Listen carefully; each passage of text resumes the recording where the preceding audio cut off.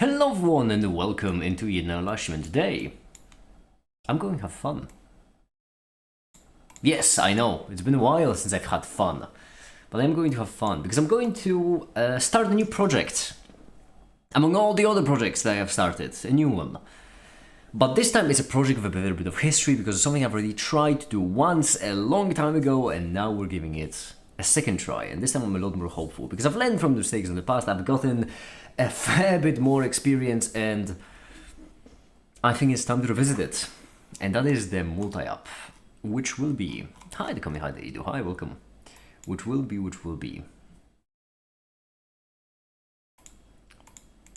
And by the way, let me just check something. Yes, okay, good. Which will be a code project, which I will make alongside a paper I'll be writing on it. Hi, the Silver, hi. And so, let's get started. I will first need to set up a repo for it. And I suppose I should set up the repo on the foundation. Oh, finally, the foundation will have a repository in C. Finally! I know you all can't see what I'm doing, but that's because I don't want to leak anything. It shouldn't leak, so it's gonna be up, description.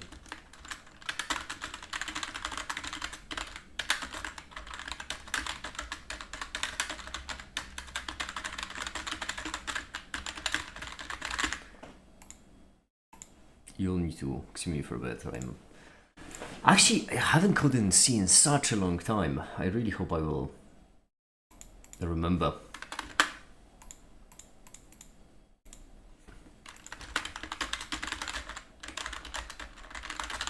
Quick question, what license do you all reckon? I imagine GNU Public, right? That feels thematically accurate.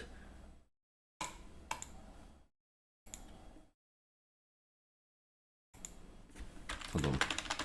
GNU Public License 3.0.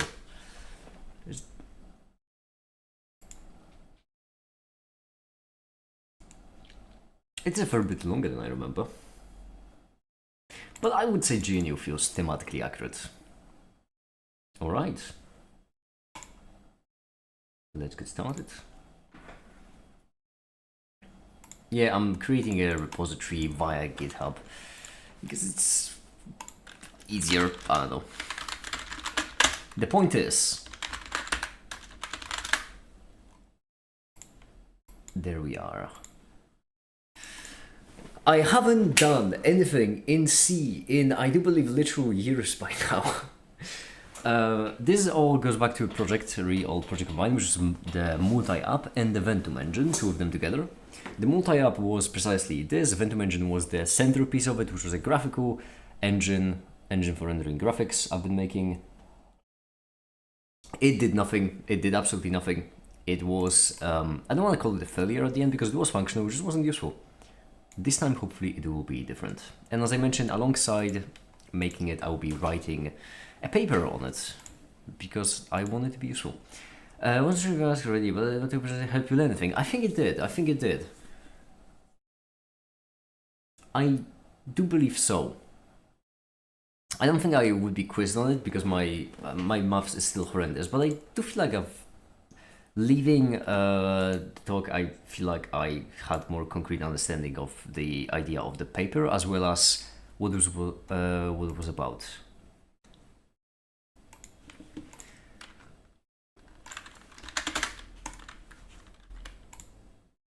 Okay. Build. In the git ignore, we're going to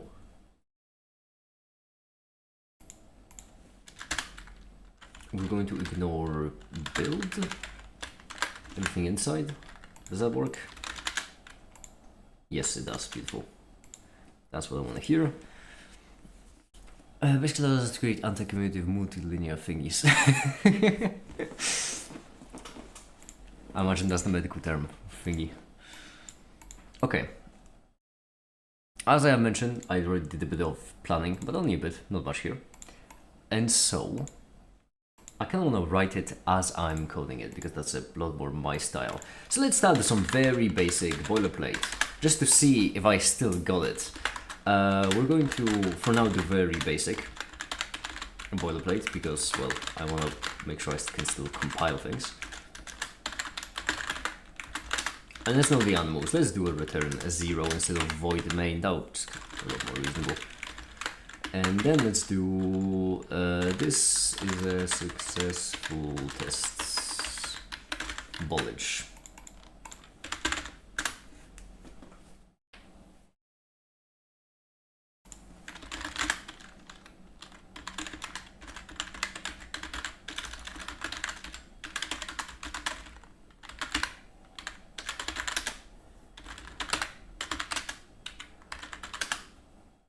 Would you look at that? I remember the very basics. Progress. Right away, what I'm going to do is I'm going to do build shell. Because we're using modern technology, we might as well use it correctly.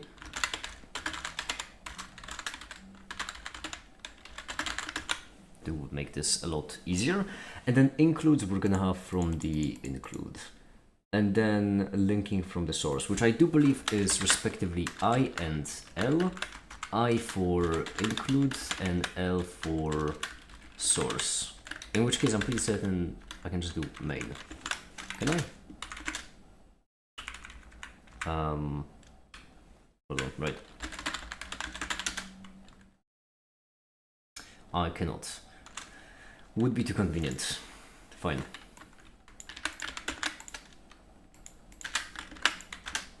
This works. And then we can also, could I guess run it after building? Those are made to like pass parameters into shell, which I already know is going to be at most convenient. Passing parameters into shell scripts. I finally am working on something that warrants my beloved playlist for building a gun. That's what it's called. Oh, wait, no, I don't want to pass parameters. I want to pass flags into shell scripts.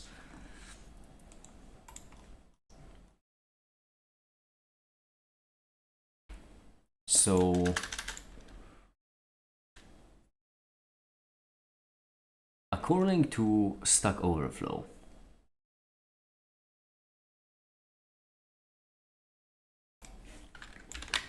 they did this.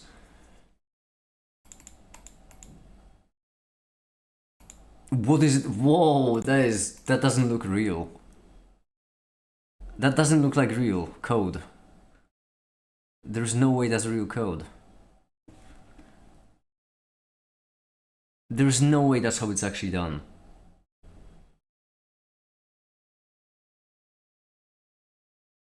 Wait, our flag is just this? Is that really how they're defined? Okay, maybe I shouldn't just go onto Stack Overflow and copy random snippets. Yeah. I could also look at my old code. I guess that works. I did this kind of build file for the multi-app regardless, so yeah, this works.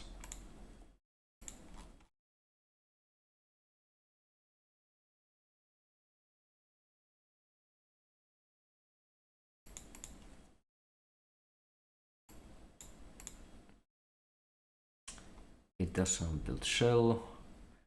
I don't use flags in build shell, I only use them in build PowerShell. What an amateur.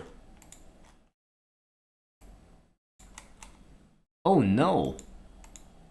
So I actually haven't done that in the past. Would you look at that? Case option in.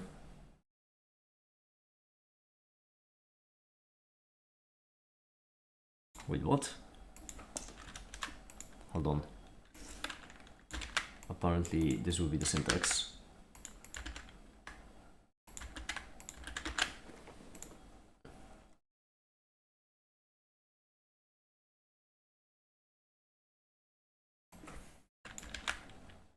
Okay. Is Windows gonna be okay with this? Well, Linux, Windows, Linux. Well, you better be. FD. I'm already getting distracted. That's not what I should be doing.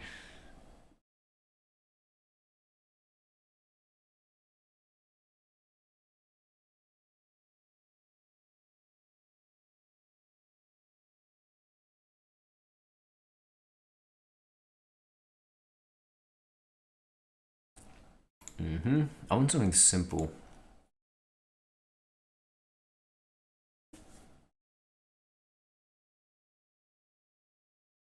Oh, so I do need to list them. Right, for now we're gonna have R. That's what we need anyway.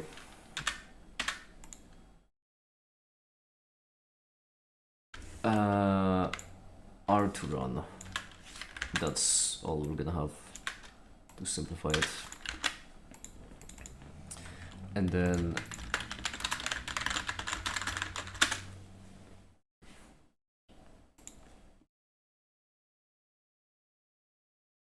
we can just define variables, right?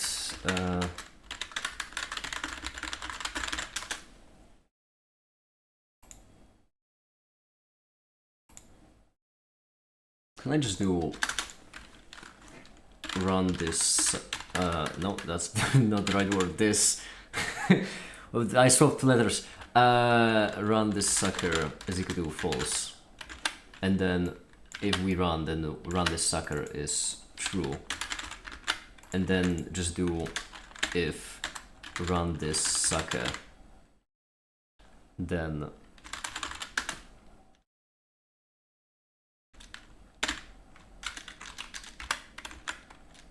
just build main.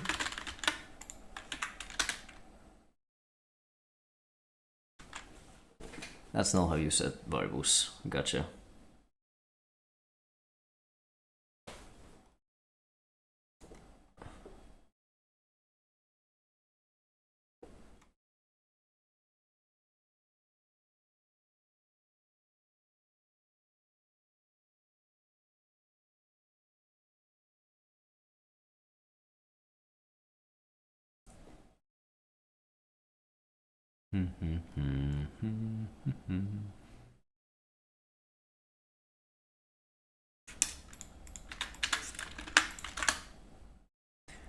Would you look at that?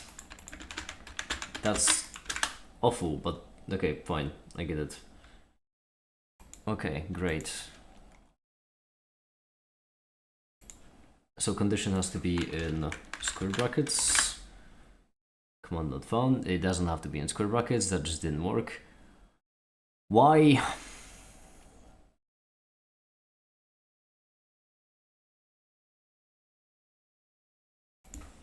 Do you need U?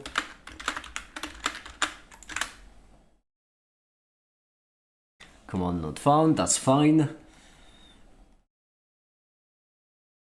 If condition then, okay, can I not just have a false or true as a condition? Would be nice. Does the condition need to be a comparison? Because there is no way.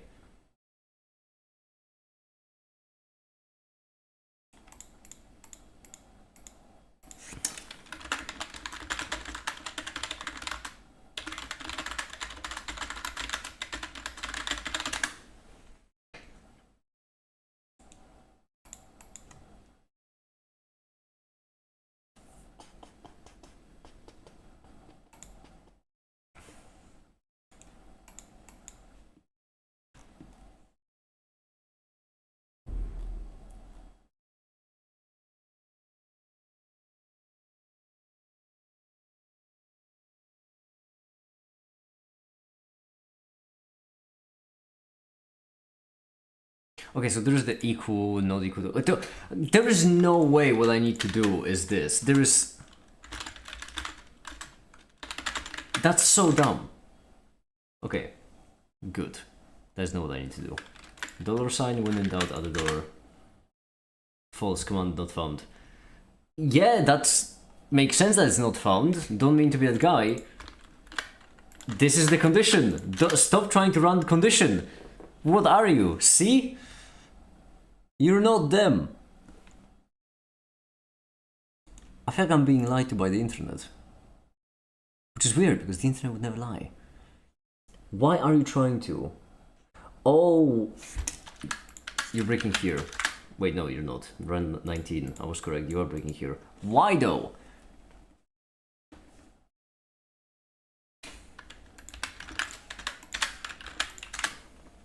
Fine, I'm gonna be running it manually, like an animal.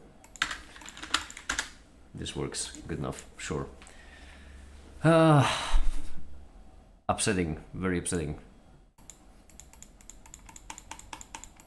You wonder why I use PowerShell.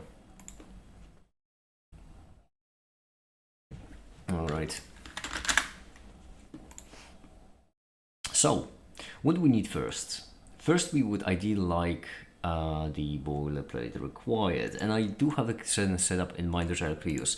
A big part of this will revolve around function pointers. We'll need to create some kind of very nice and convenient struct wrapper for the function pointers. I'm gonna use the wisdom of my ancestors, by which I mean myself, to see how I have done it.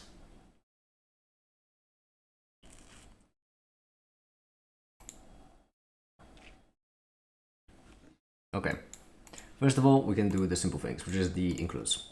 In the includes, main H is always a good idea. For each one of them, you just include main H. Then we can pop this, instead of into here, we can pop it into master header. I like to keep all of the external includes in a master header simply because it makes everything a bit more organized. It built correctly, which honestly is pretty good. That's because we're not doing it using quotes, because we're actually adding the include directory on build. All right.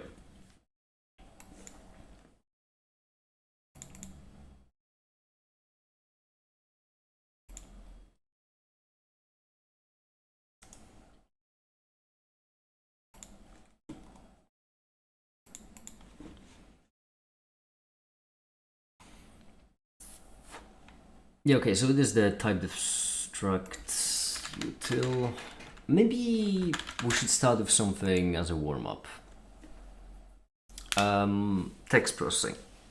That's always nice.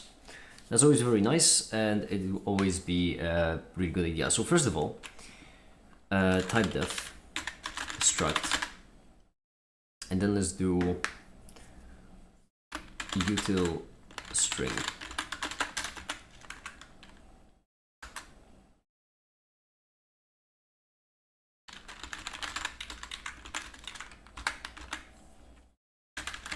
Which will have a child pointer ptr, and also have unsigned long int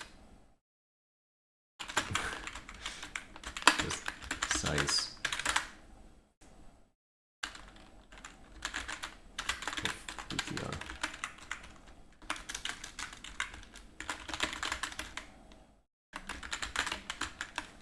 Beautiful. That's gonna work already, and now right here we can include utils, and then we'll also need the utils c. Yep, and then utils c will allow us to elaborate some more on that and then create some convenient scripts.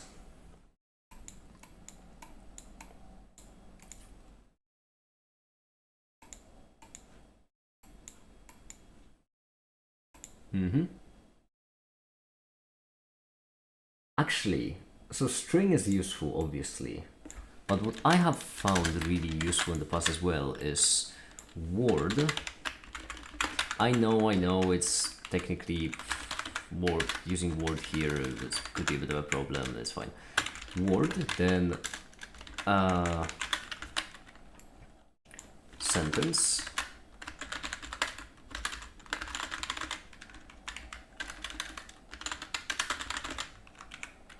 with pointer of words, obviously. And then text.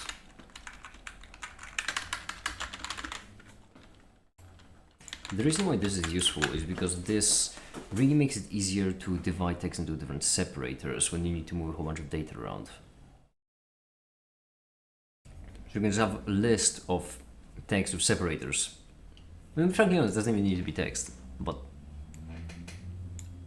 in which case actually storing the separator could also be a good idea. Would it be a good idea? Do we need to store a kind of separator of the child? No, because we're gonna parse it. Right. Yeah, so right now we would like to do a parser that parses a string into text. So string into word changes nothing, they're equivalent, but string into sentence does change things because we basically separate off the strings into separate word strings. From like a master string to a couple of disconnected ones. And I think that kind of util could be a good warm-up. Once again, right now, none of this is rocket science. Like string.h, I'm pretty certain exists for a reason, I think. Does it exist? I actually have no idea. Am I imagining things? String. It does. At least it didn't error, so I'm guessing it does. But what's the fun, am I right? We're trying to have a little bit of fun here. Bless me, I'm blessed. Okay. So ideally, the way we'd like to do it is we'd like to do constant char pointer test text, which will be equal to something something. This is a new sentence. Well, without the space, but it's gonna make this look weird. Sentence, life is good. Alright. And then what we would like is basically get like a util function, which would be error codes. Oh, those are pretty important. Struct h is going to define all of it, so it's also going to define the error codes.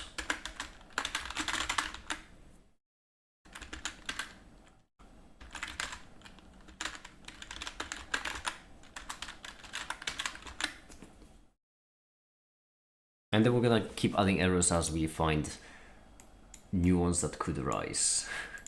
We should be... we want to be correct here, right? Which means when doing malloc and all of that, we should check available memory and stuff like this. It doesn't really take much time to do. And I suppose if I want this to be useful, I should. Having to make actually code that allocates memory safely. Torture, absolute torture.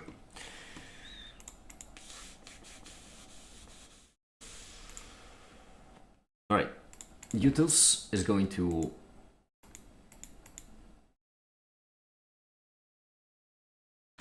actually then this should be in the struct.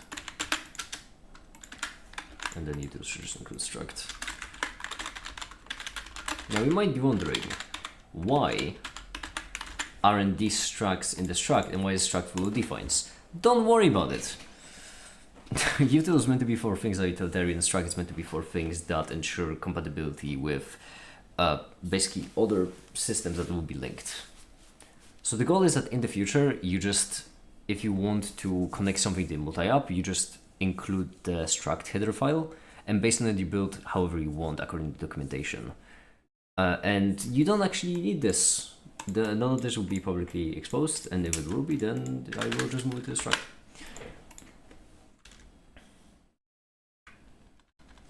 Hold on, pour myself some more coffee.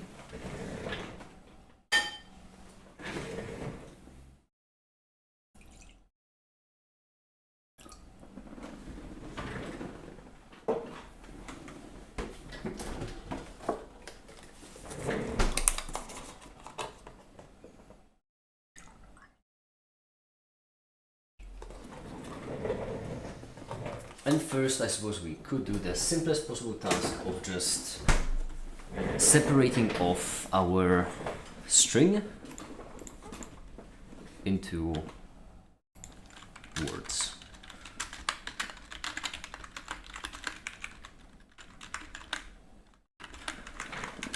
So right here we can do.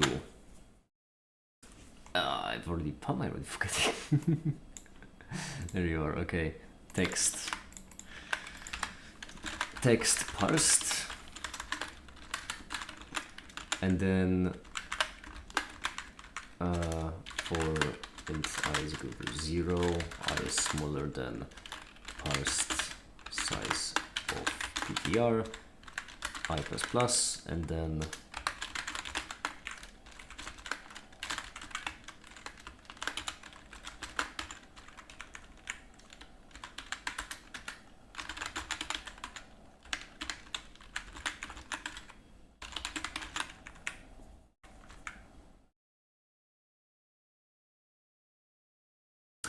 that's not gonna work.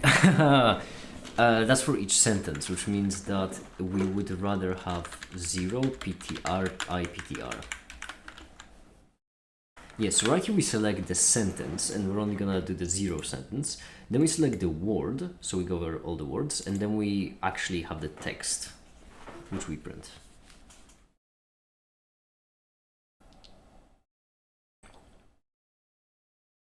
Yeah. This should work. For now, it's gonna do absolutely nothing. Well, it's gonna do something. It's gonna break. That's what it's gonna do. Well, we can print. That's not important. It's gonna break, and the reason why it's gonna break is because we have garbage data in the parsed. So, oh yeah, I forgot a feature of WSL, Windows subsystem for Linux. It's actually safer, comically enough.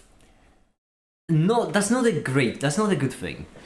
Because it's not safer as in, oh, you know, malicious attackers have a hard time getting in. No, it's safer as in it's a more careful in the way it manages memory, which means it's going to give us unrealistic results. As far as I'm aware, this should just, well, maybe not should. There is a solid chance that it comes initialized with zeros. But still, solid chance if you run it on a normal sane machine, it just starts printing you random characters showing memory. And unless it hits a 0, it's gonna keep printing them. So yeah, the whole terminal will just be mush of garbage data. We don't have that yet, which is good. So first, I imagine initialize these. I can also do union. Oh, that would be funny. Oh, that would be funny. I can do type def union, and then, oh, that would be really interesting.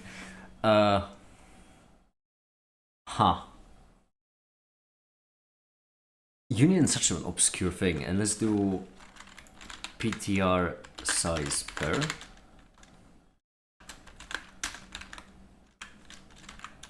PSP. And it's going to be string.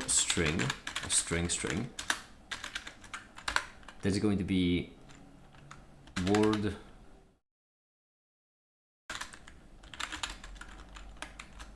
I guess, well, this would be more verbose, I suppose, and it also should happen afterwards then. This will be almost sentence, text, there. And the upside of this PSP is that all of these are effectively the same, right? They're all just a pointer with a... all pointers are the same size, and size is obviously the same size. So the reason why this kind of thing being convenient is because then we can define a function, a first level function, which would be in the struct h.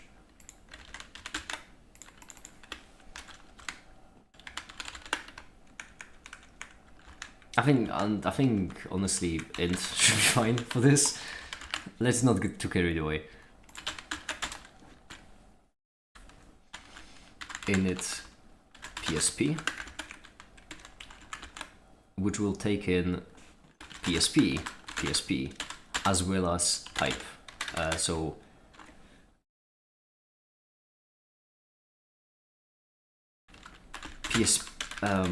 PSP type. But then we need to define the PSP type.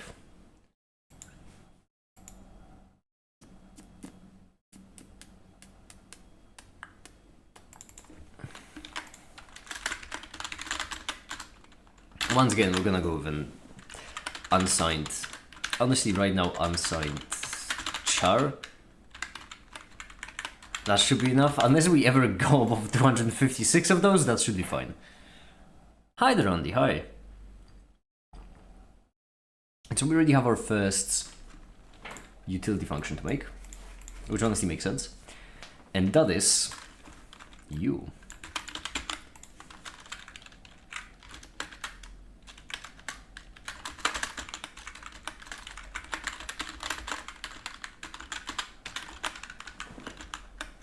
Wow, you even recognize the include directory. Smart code, alright. How do you switch statement C? How do you do switch statements? Alright, you do switch type case default will just be return and then error code.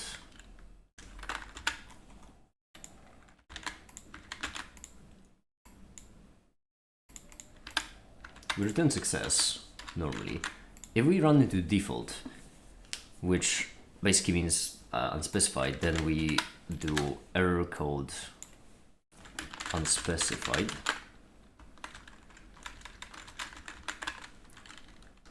Type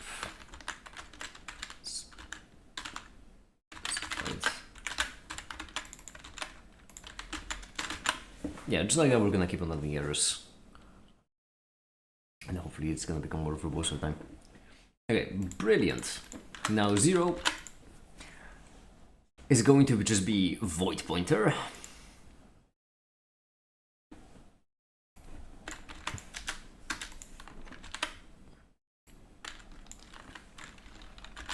Any PSP, which will be just void pointer. I don't know where this one would be useful, but well, it makes sense for case 0, I would say. It's the birthday day. Well, happy birthday to your sister.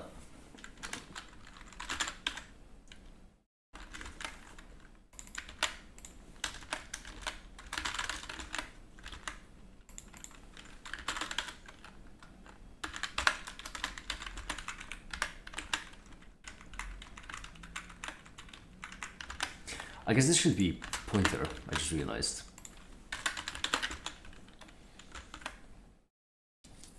Yeah, let's be professionals here. What are we doing? Clearly, Naked has already forgotten how to write code in C. Unbelievable.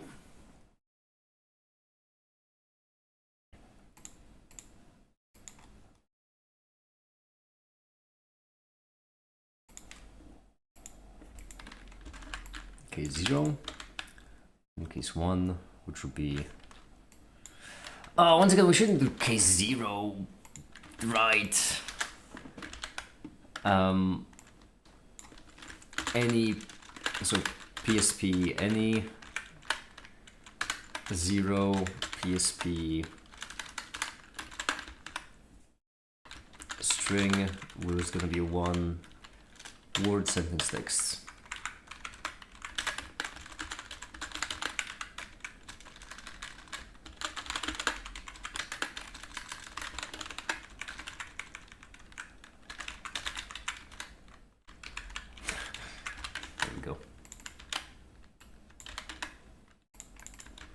Code clarity and all that.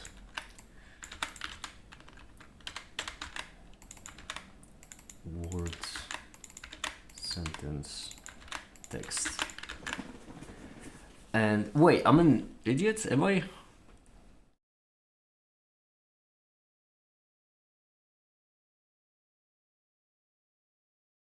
I kind of. Yeah, what am I on? What am I smoking?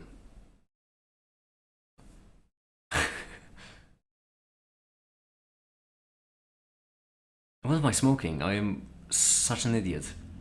My thought process genuinely was, that's so funny. My thought genuinely was, if you have a text, then you would like to not only set the size of pointer to 0, but you would also like to set the size of pointer of the sentences and words to 0. But if you're just initializing it, then there are no sentences or words yet. So this entire exercise was pointless. And as funny as the type div union, which I'm gonna keep because PSP is genuinely a nice concept, this is just useless. Alright, well, in that scenario, I guess we might as well go straight to the point. So instead of init PSP, we can do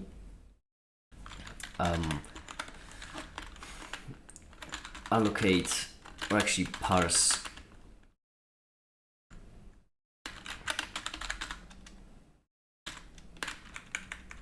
sentence.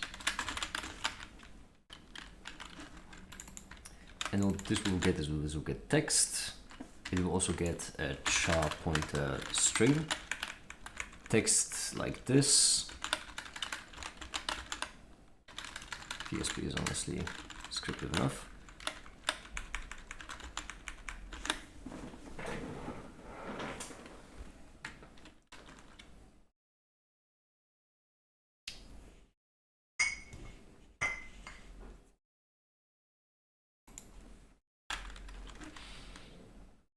Yeah, and then we're gonna have char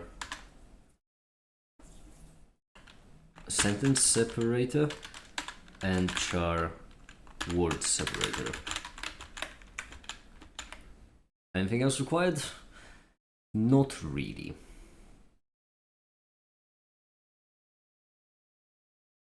Great. Now let's try to be at least somewhat competent here. Ideally, first we'd like to go over the entirety of the...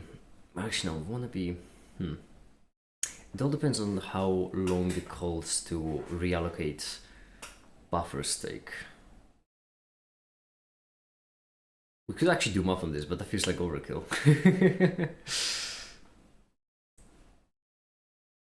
This is still warm-up. Make it slow. You don't need to overkill this.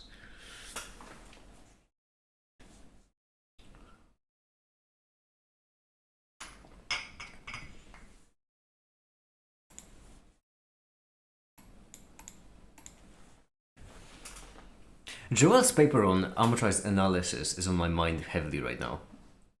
Because depending on how long an average word would be, you have two approaches. And one of them could be faster than the other.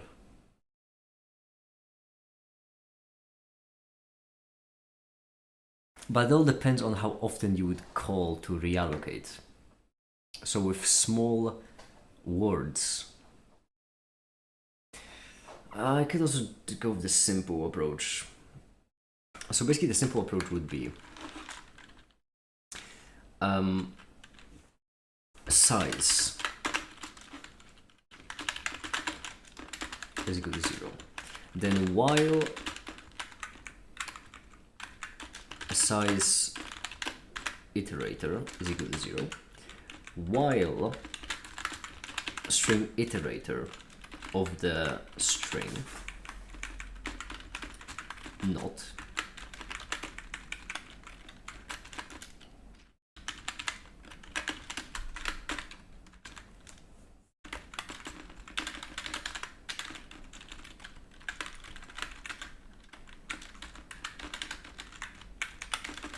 like this. Actually, we can. Oh no! Oh, I forgot who I was. Okay, great. I forgot that's a thing you can do.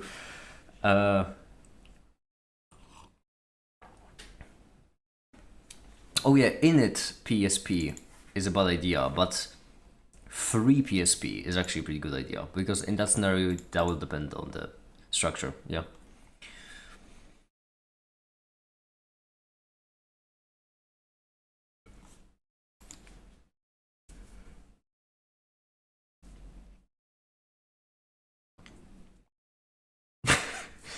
Okay. And so by the end of this all, we just do str size equals str I plus 1. And so this right here gives us the size of our string. Great. Now what do we do? There, we're back. I've just had a great revelation, and it's been undercut like crazy. Alright, so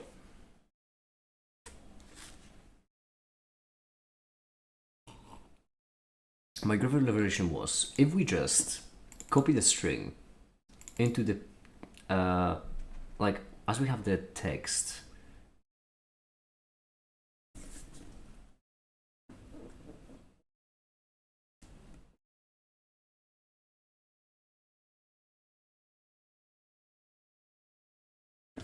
text could just have char pointer string, just like that.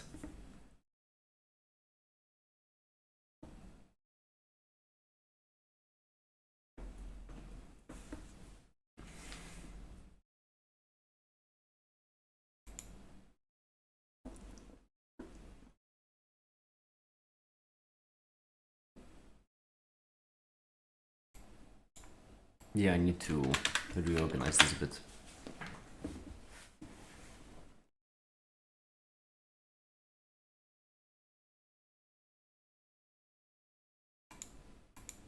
Let me cook here, I have an idea.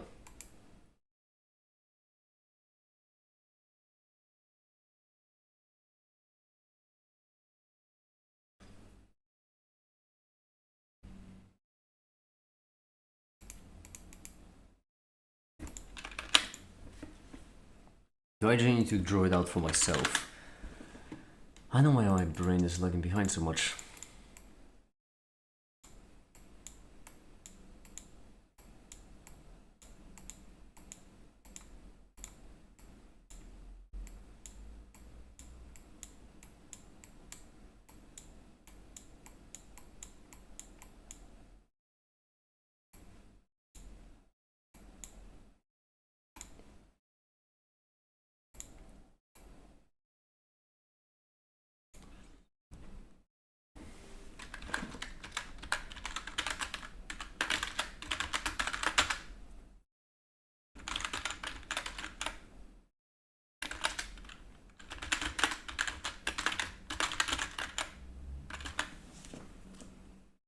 And then char pointer sentences, and then size of sentences. We don't have time to write out this entire thing, come on. And I think this should work. Obviously size of string would also be useful.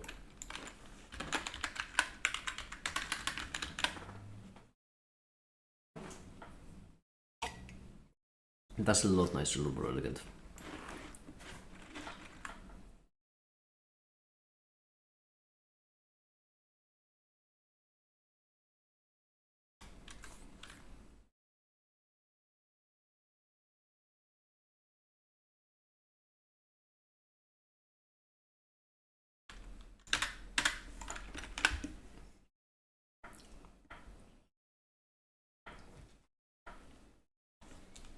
Okay.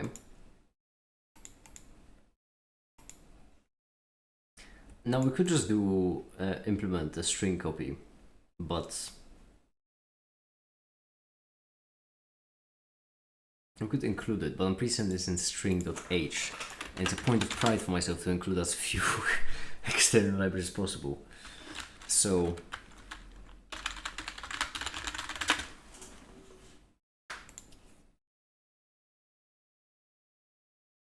I'm pretty sure stand lib should have something copying data. Memcopy, obviously. There we go.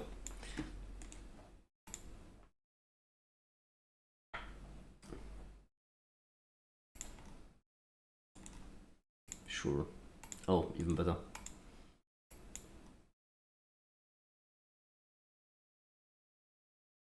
Destination source size. We were the two ends. Ah, I see. That's why.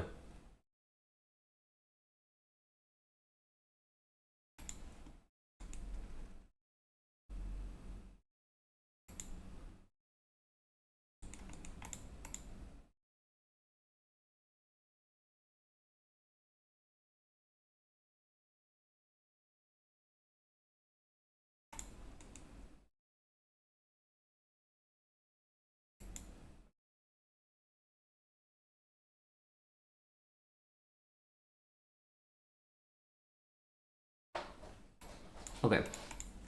So what we do is text PSP str malloc.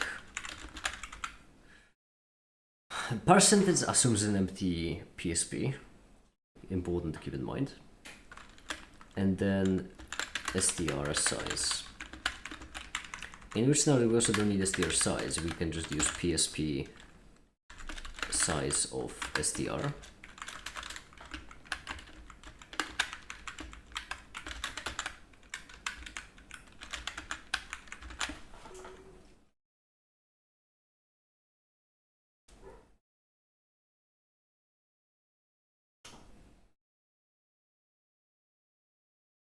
Now here's where I could use the union, because if they all have the same struct of just pointer and size, then I could just have an arbitrary union and treat all of them as void pointers, which would be equivalent.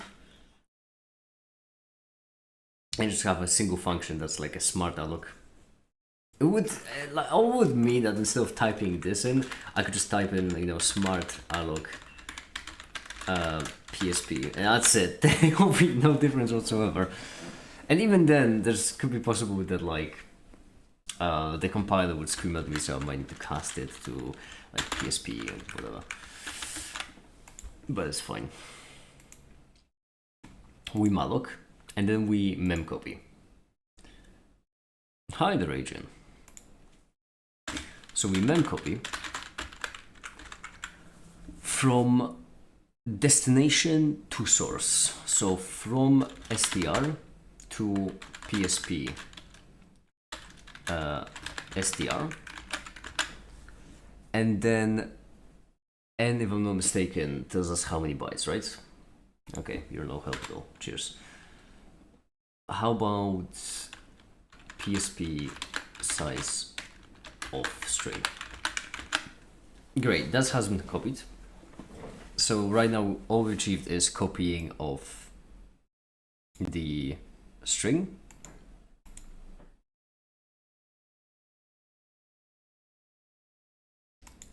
And then matter of parsing it.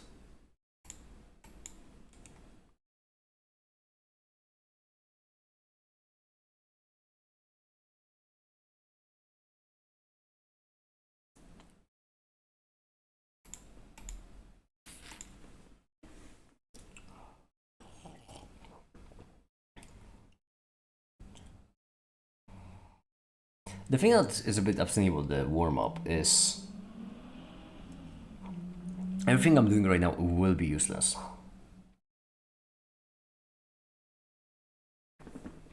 But it is important that I warm up. Because for example, the thing I did with the init PSP, absolutely useless. And just instantly delete it. I don't want to repeat that kind of mistake when actually trying to implement the multi-up.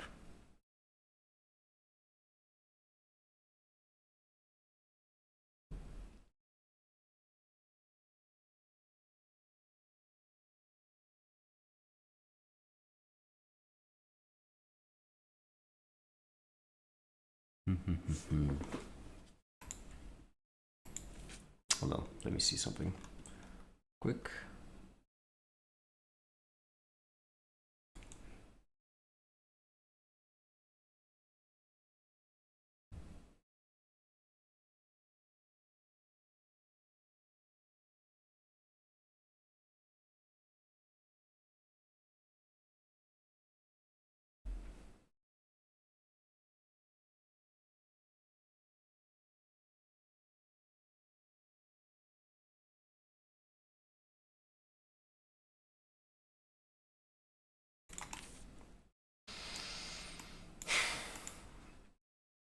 There is something I want to do. It's just that I worry that I might be a bit too rusty to get into it. Because something I want to do, which would be useful, would be function structs. Function pointer structs, to be more exact. And to kind of show you what I mean.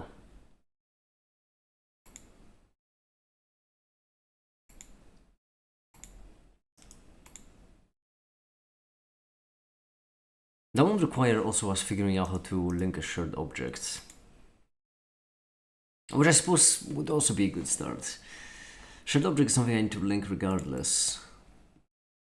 That's true. That is in fact true. Found it.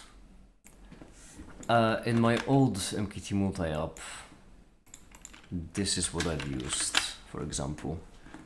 Function inputs.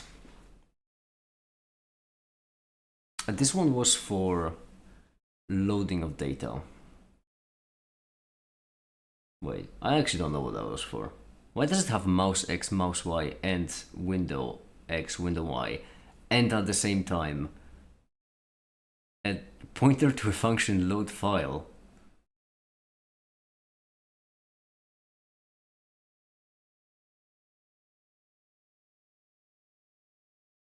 This one I don't get.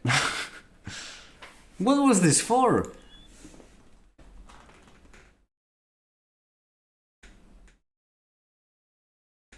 That was function. Oh, general mate, you're not real. Okay. Oh, mate, you're not real. Why did I pass mouse X and mouse Y in there? Oh, that's why. Oh, that's dumb. Maybe not quite as dumb. But passing it next to the function pointers is bloody hilarious.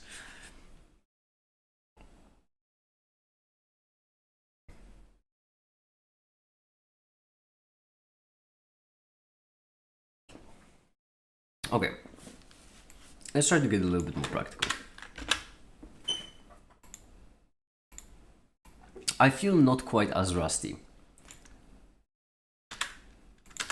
Any PSP I'm gonna keep, because you'll be surprised how often you use void pointer with just an arbitrary size.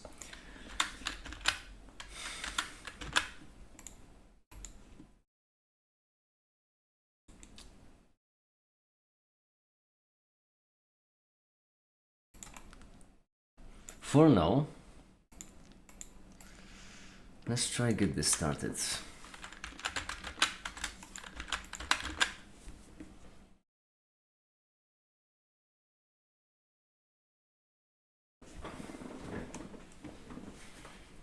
This is horrifying because I don't want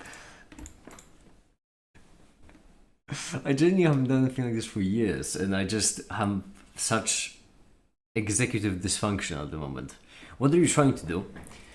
I'm trying to make a very simple program for running other programs. That's effectively all it's meant to do. It's meant to just run other programs.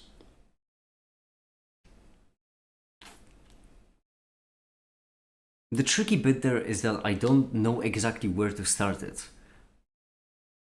I know where I need to go, but whenever you implement anything like that, you want to take it in incremental steps, especially when you're allocating everything manually, because it's really easy to mess up, make a very slight error, which will only haunt you months later. And when that happens, you're doomed, because you're going to be searching for a memory leak that has happened in ancient history and searching through, thousands, if not tens of thousands of lines of code, trying to figure it out. But alright.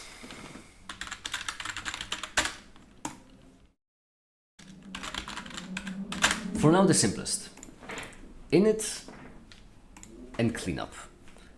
Nothing can go wrong with a simple init and cleanup. We won't even have a runtime loop yet.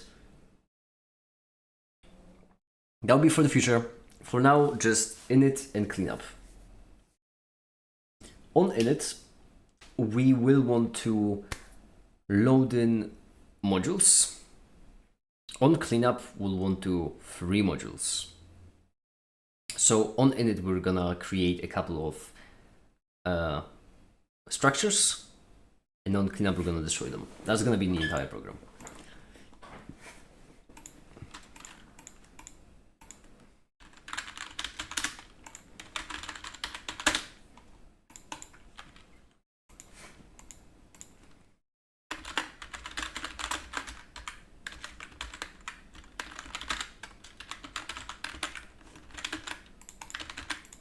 Within it, and will be the simplest possible thing for now. In the paper, I basically want to have 3 different things. One of them is a hardware controller. Or maybe a graphical engine would be nicer. No, it wouldn't be. Why are these the 3 examples I went with?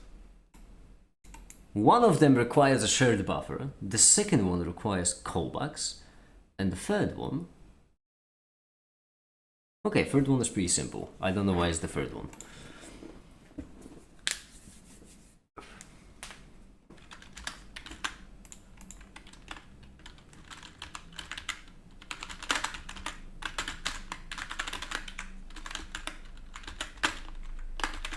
And it won't take anything, it will just run, that's it.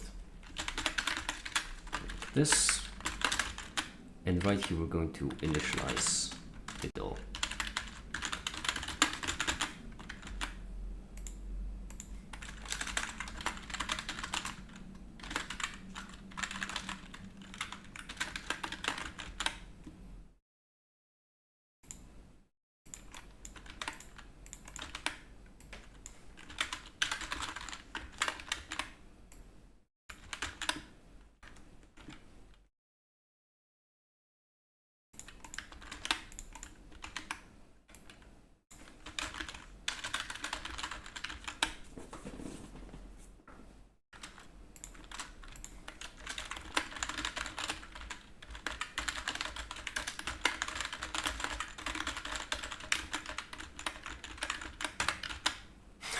One I note, but how about just a file?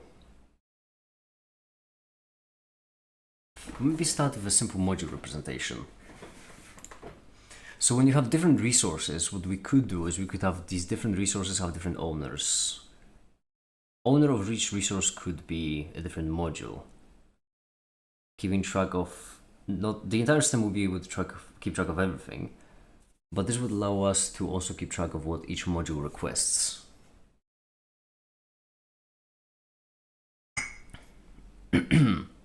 Oh, we could do like a system variable.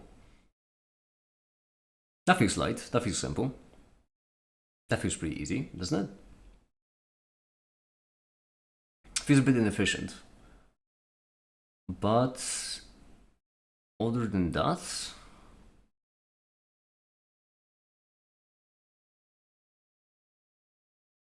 okay, I'm getting such an executive dysfunction because there are 7,000 directions I could take this.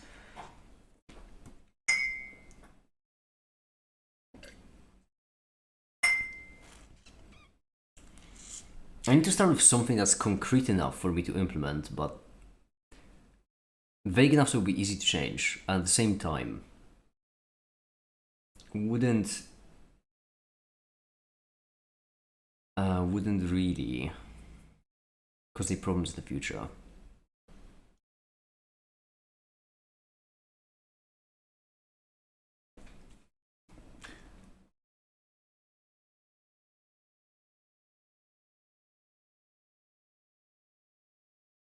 I think I may have an idea.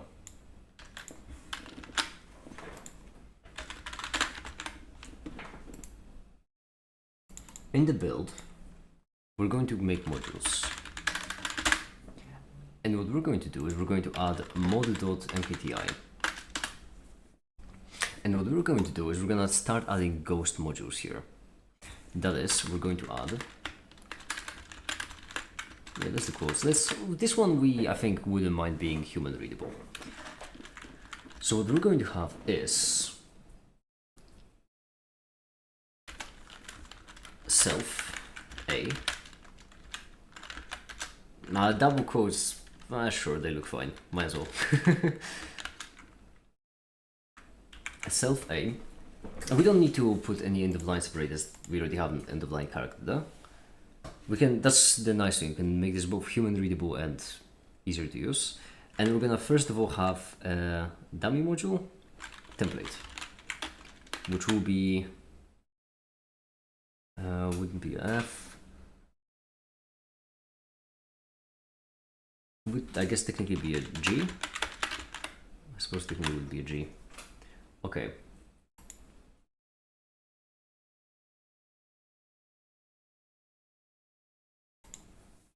Now we go to main. In main we do MA init, and we do MA cleanup. Good start. So far, we're great. We're bowling.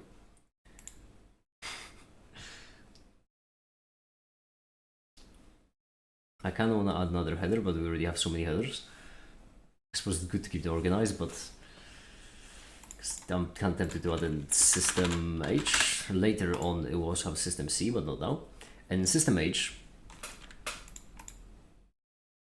yeah, so in the struct, we're going to add in typedef struct. I suppose I have to do them open at the same time, don't really need it.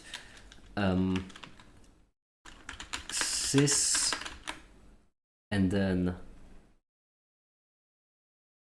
module descriptor, which will just be mdesk,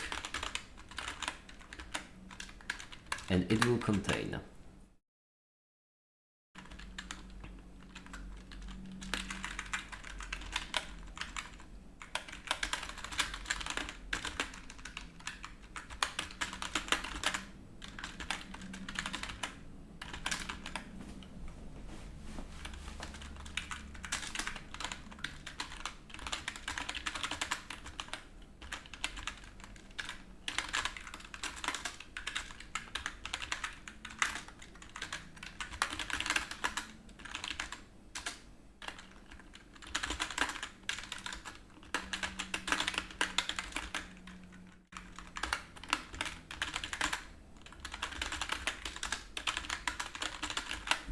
for notice.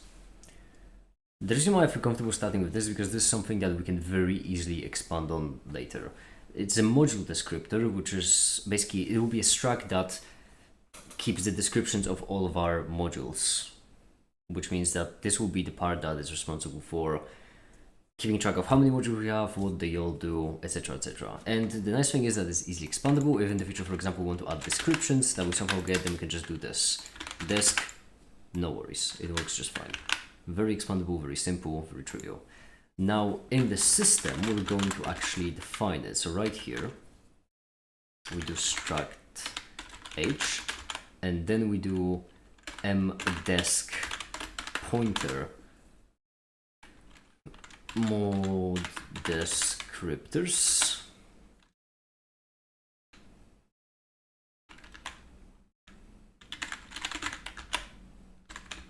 Like this. There will be an issue because if we most likely will include system H in the other header files, which means that we're gonna get an error telling us that mod descriptors is defined in multiple places. And one way to fix that is to fix it with extern, which would fix that issue. However, then it wouldn't be defined at all.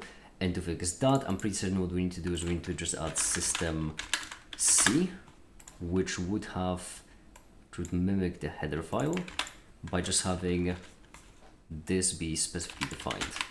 And the reason why this is important is because, okay, first of all,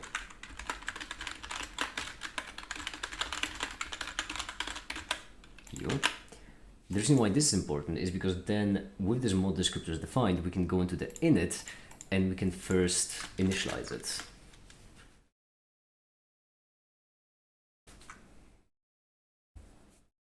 So right here we can do, wait.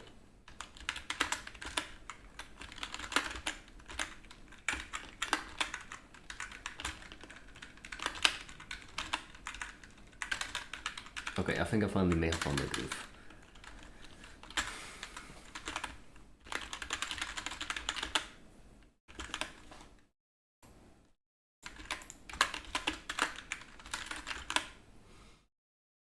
Crucially, this will return an error code, which we will care about.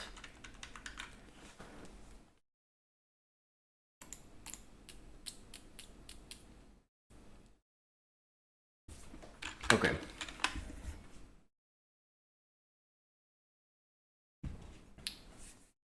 Right here, we're gonna have a hypothetical function that opens a file, which for now we're gonna skip.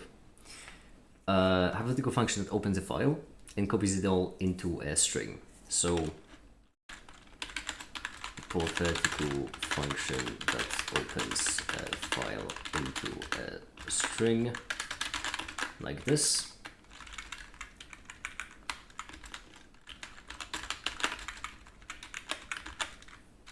Well, more specifically, it's gonna be just actually file path slash modules slash mod mkti. The thing about this function is we want it to open relatively toward the executable ways. It makes everything a bit easier to track. And then right here we would have constant char pointer. Well, actually, char pointer, I guess, of mkti. I'll have they hard, but boy will they suffer. Exactly. Mod disk string is equal to this. That's what we'll have eventually. For now, we're taking it one step at a time, so we're gonna have constant. And we're gonna just cheat our way to it. And what I mean by that is we're going to make something that looks like the file, but isn't quite the file. Hide diskette, which would be this self, this a, end line. I don't think we should end line the complete file template. Okay, this right here should have the same exact content as this file, which should be good. That should be good. Now our goal would be to, based on that description, fill in our descriptors set. So we need to basically parse it. You know what? I don't mean to be that guy, but the the utility function of break it down into sentences and words would actually be pretty useful.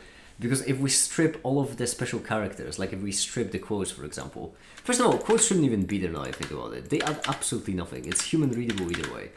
Quotes are not needed. They only make your life a lot more annoying for no reason. Yeah, and now if our word separator is the colon and if our sentence separator is the end line, that would have been a lot easier. Well, I guess, okay. I guess we do need to make that descriptor. I mean, not descriptor, only string converter.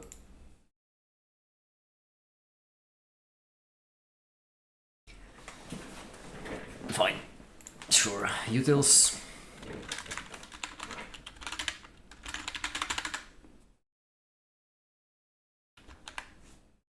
Hold on. Did I define the string here? No, that won't do. Need to be organized. We're gonna lose ourselves otherwise.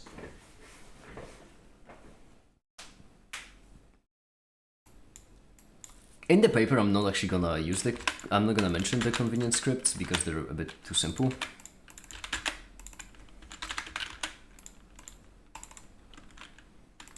Let's do also words plural, simply because it makes it easier to remember what is what.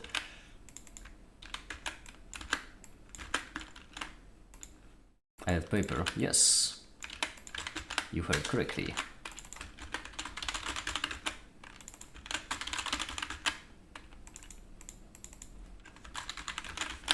Okay, great. So right here we have a string which keeps different characters. These different characters are in this track, which holds multiple words, whereas this holds multiple sentences. This one actually would be more verbose as text, I actually don't think. What, whose paper? My paper. My paper. text which has words, each word which has letters. So this right here is actually a word. So this one will be word. On what? On the thing I'm working on right now, which is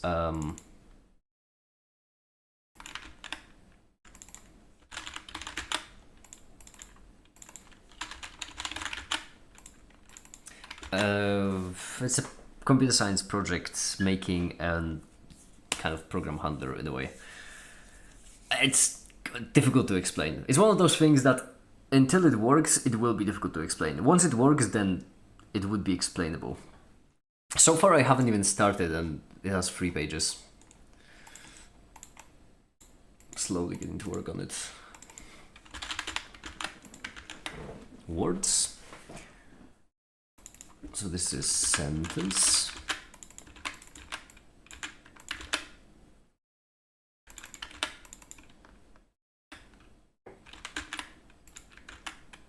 Text which has multiple sentences. Each of sentences which has multiple words. Each word has letters. Simple as it could be. And then what we're going to do is we're going to take this with colon as our word separator and line as our sentence separator. And then we will know that for each sentence, the first word will be the name of the descriptor. The second word, first letter of the second word, will be the type. Simple as it could be. I don't know why anyone would be confused. It's simple stuff. Great.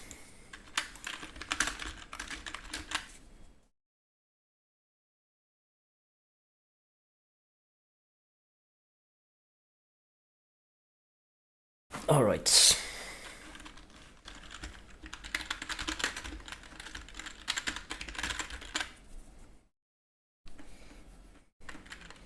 str to text. I'm pretty certain I did this exact thing for taxi. Hold on, let me check if I'm going crazy or not. Did I do this exact thing for taxi? System. No, that's mkt-sys, that's not it. Defines. Util C. Separate string. Free text, load file. Yeah, it's mkt-util string to text. Look at that, look how goddamn consistent I am. Util string to text. Except right here I did in all caps. Listen, I have a system, alright? What do I think of your builds? I haven't been seeing them much. Oh, like that. Yeah, it looks pretty good. Does look pretty good.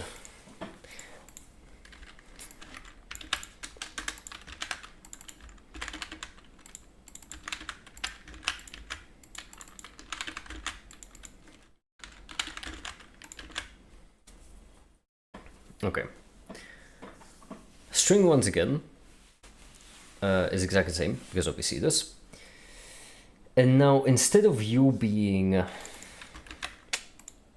that's a bit annoying. I guess we'd rather have you be str. It's for the sake of it's fine.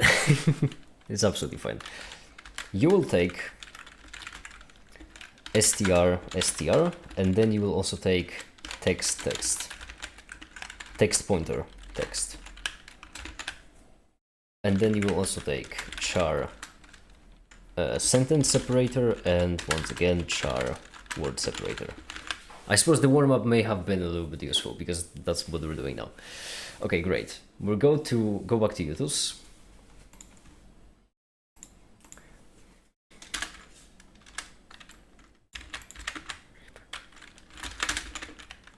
And then return error success for now. Now, text is what we'll be returning, str is what we get. So first of all, text.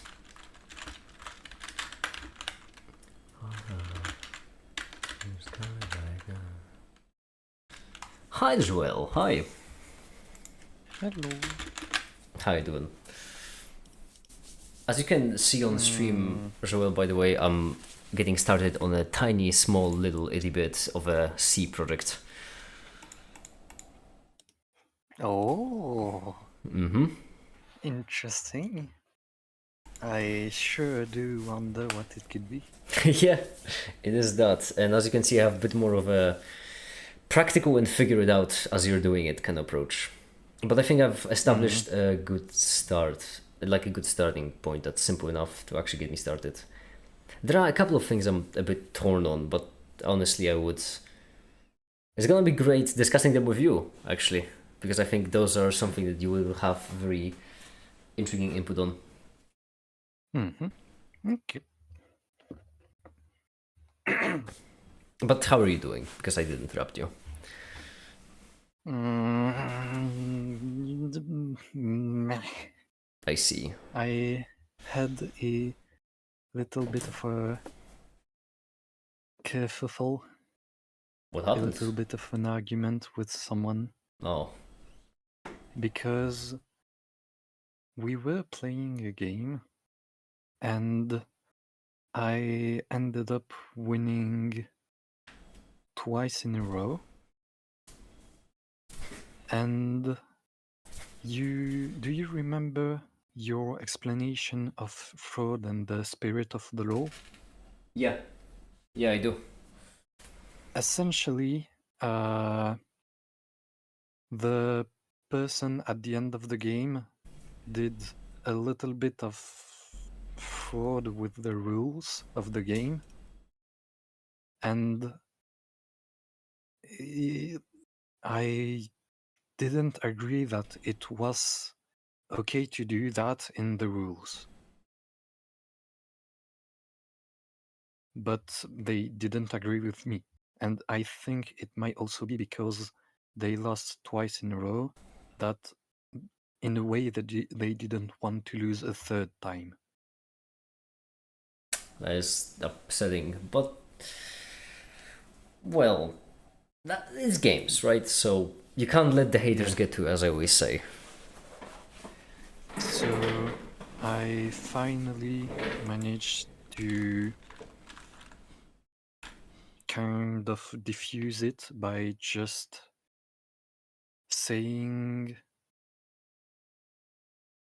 essentially saying that I don't agree with you, you don't agree with me, but we can't know who's right. We would have to ask who made the game.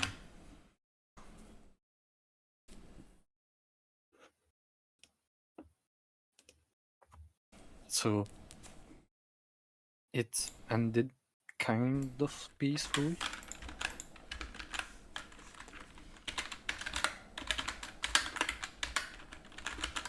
But now that I think about it, yeah, it was more of a...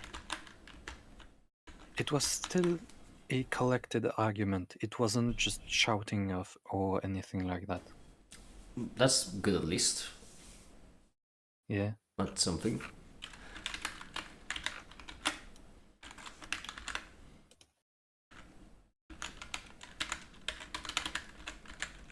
So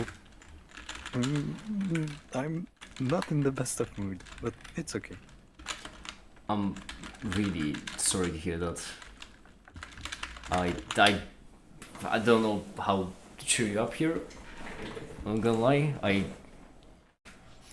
The most I can offer is some computer science in these trying times.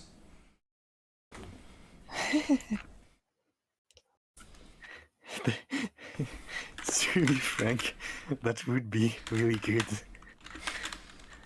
But I was about to say that if I'm not in a good mood, I just have to find something to put me in a good mood.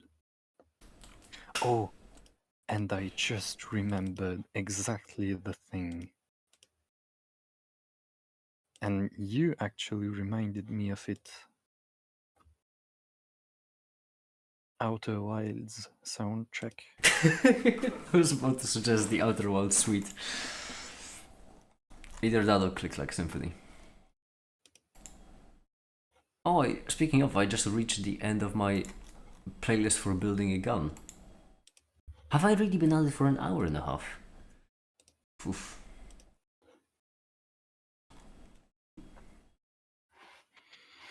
Yep. Because I need to play some kind of other playlists. What other playlists for doing science do I have? Well, this, I guess, close enough. Alright. Now, first of all, we'd like to string empty.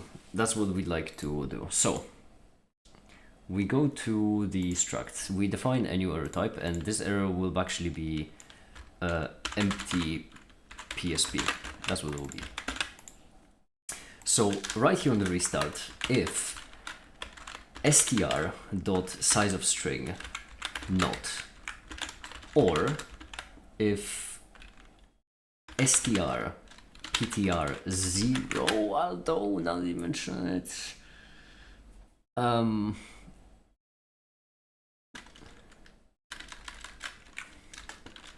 else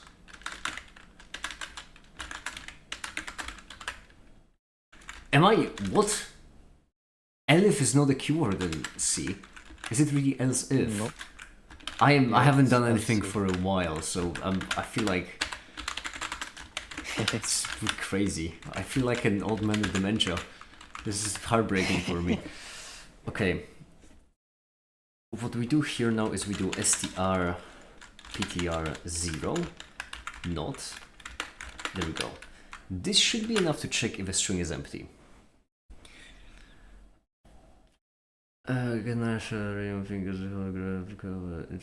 Alright. See ya for now, Silver. See ya. If I have the time, I will give it another read. Also, I can tell that yeah, the Outer Wilds music was a genius idea. It's working so well. Really happy to hear that then.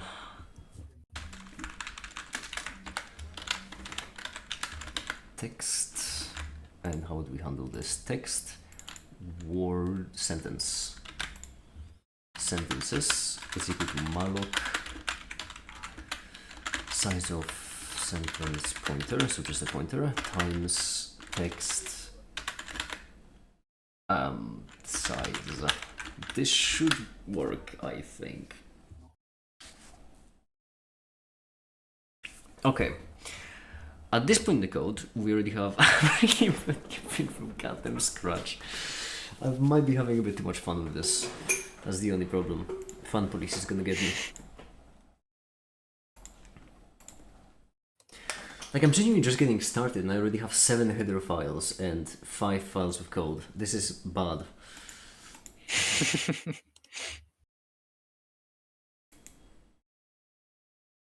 Okay, great. So we have the first thing done. Now, we basically are gonna iterate through the same string multiple times. Not the most efficient, but as I mentioned, considering how little this task will actually happen, I don't think there's a point in doing amortized analysis on it quite yet. We'll leave that for later. What? No! This would be actually a really good example. Genuinely, the first thing I thought of when I thought of doing this was what would be faster? Would it be faster to reallocate data every single time you encounter a separator, or would it be faster to loop through the string every single time? And genuinely, that is something to be solved with amortized analysis. Because depending on... you don't know how long the string is going to be.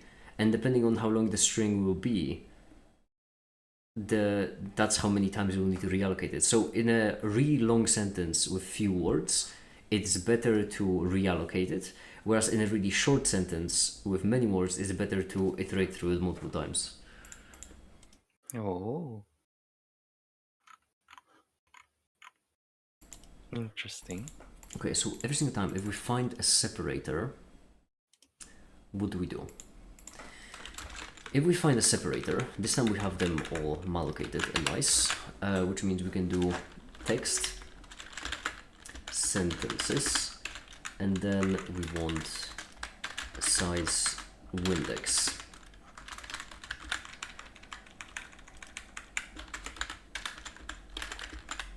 Wait, no, that's Syndex. What am I on? That's Syndex.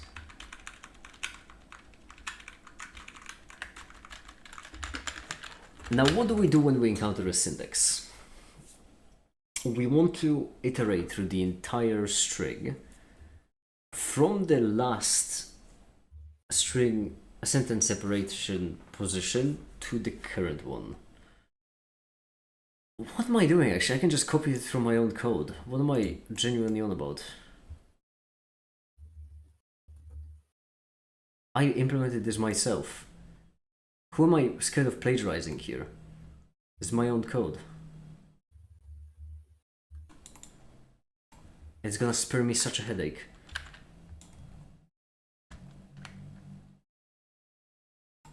Oh, it even has a boolean for if you wanna free them. That's convenient.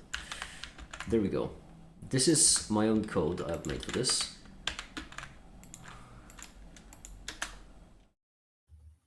I am so consistent, genuinely. These are called Syndex, and the other one I was gonna call the Windex, which is the other one, and then the last one is Mindex. What is the Mindex for?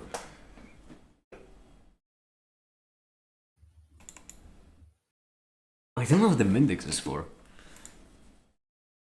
Missing documentation. I don't need documentation. I am make it. I know my code. I minus Mindex minus Syndex or Windex. Huh. What you have to realize, Joel, is that this is code I have made for a 3D printed hexagon with a graphical engine exclusively to display a column 3, alright? You can't really blame me for not having documentation.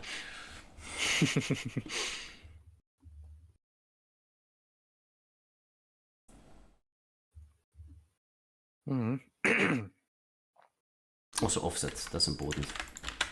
But offset's gonna be separate. When I first started university, I tried to, and some people told us that it was really important to document everything.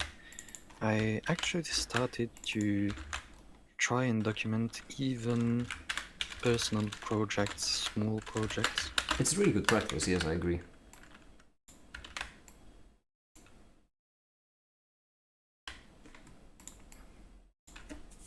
I mean, I will be honest, this is good practice. People who are good at documentation are honestly godsend. The first thing that... Wait, no, that's string. I'm an idiot. I'm changing the wrong thing. This should be str. And then it has size of str. That's such a chore to type. Just do size.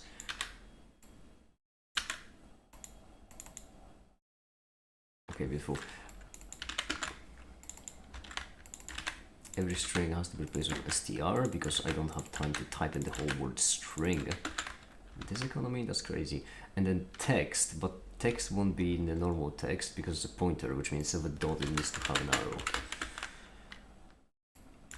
And even also use sentences. I am so goddamn consistent.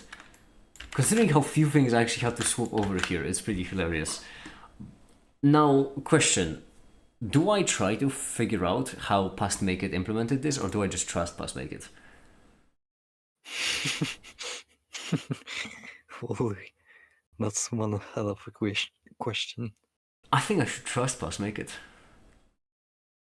I don't see a reason why I wouldn't trust him.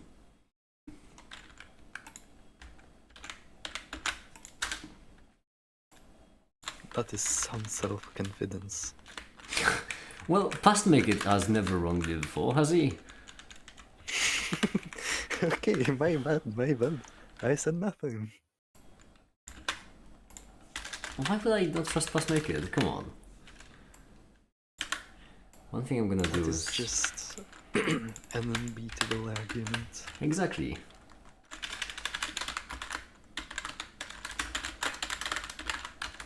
Python, fuck. Is equal to 0, I small serialize.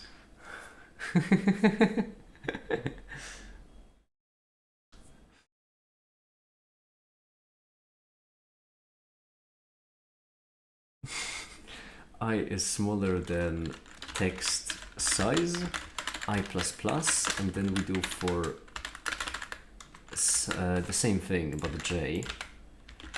Also not a dot, only arrow, of course, we're not animals. And right here, not size, only sentences I, and all of these will be j's.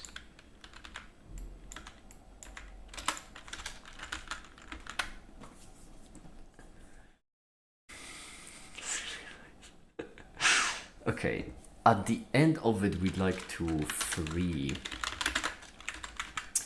text sentences I dot words, I do believe.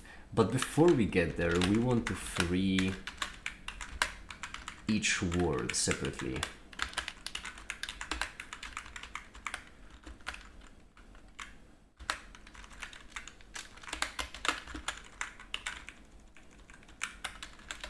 So we do J and then we do letters. And if I'm not mistaken, this I think should work.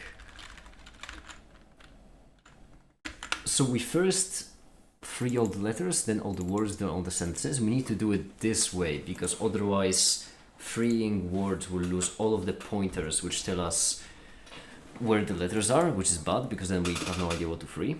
So this should work.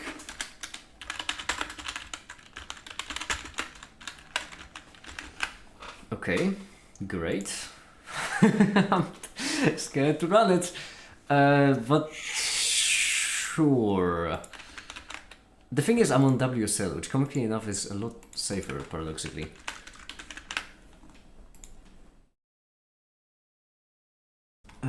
Right, system we don't care about for now. Clean up utils, one thing at a time.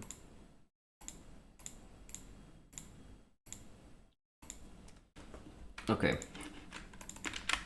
We're gonna have this. We're gonna do string to text, and then we're gonna free the text. Right, so first of all, we do constant char pointer test, and it will be as follows. This is the first sentence. This is the second one. That is third. There we go. Then we'll do serialize, serialize, serialize. That is a I do get that. It's funny, sure. str.ptr equals test, and str.size equals, oh, we need to do some counting. How many characters is this? We don't need to do some counting. We kind of need to do some counting. Character counter. How many? Ends have to count as a single character. 63. Is that track? Kind of, I would say. Alright, so we have our string. And first, before we do anything, we'd like to compile this, ideally. At least attempt. Free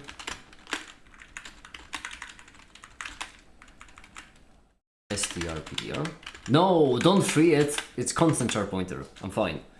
It works. And then we're gonna do print %s strptr. Can I build? Haha, that's a lot of error. Alright. Let's handle it one by one. It's fine. These errors are just chill. Unknown name type str. See, they're really chill. Like struct h not knowing what str is, which I would say makes sense, because for that we need to... in that scenario, actually, we do need to move it right here. I just realized. Do you want a little question about big O notation with a cheeky answer? Sure.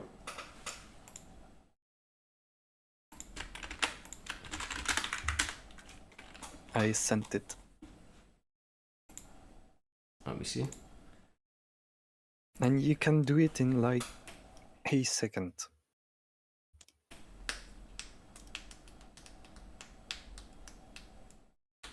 Oh, wait. No. I did a mistake in the exercise.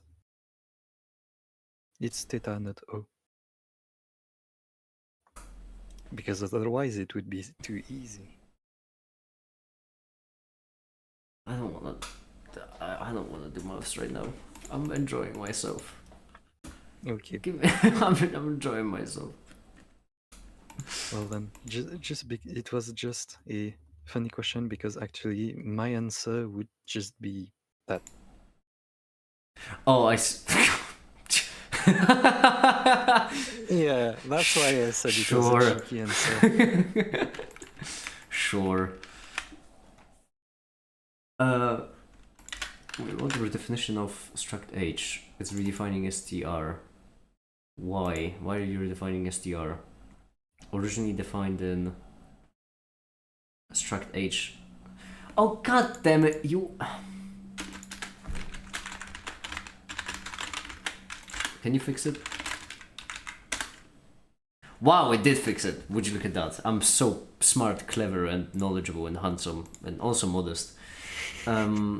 Assignment discards constant qualifier from the pointed target type. Yeah, don't worry about it. It doesn't matter. Constant, not constant, it's fine. Just trust me on this. I guess if we wanted to be correct and all that, we just... Wait, that is 64. Why is this 64? Null terminated! You bloody idiot! Null terminated. Thank goodness I called it. Build main. And see, I'm really struggling. Alright, good. That at least works, which makes sense. That none of that is my code. This is just default C functionality. And then what we want to do is we want to convert it to text. Well, first ideally we'd like to free the text we have. So first we do text object, which would be text. And what we do is we do text dot size equals 0, and then we free it. We already will most likely get an error because I'm pretty certain this isn't compiled. Would you look at that? Now this is a lot more fun of an error because if someone is new to C, this would really trip them up. It's a linker issue, but the solution is very simple. What that error effectively means is, hey, you've forgotten to add in the thing to compile. Ha! Now that's an interesting one. Fucking what? Oh, that's why. Right, include master header. Yeah, okay, that makes sense.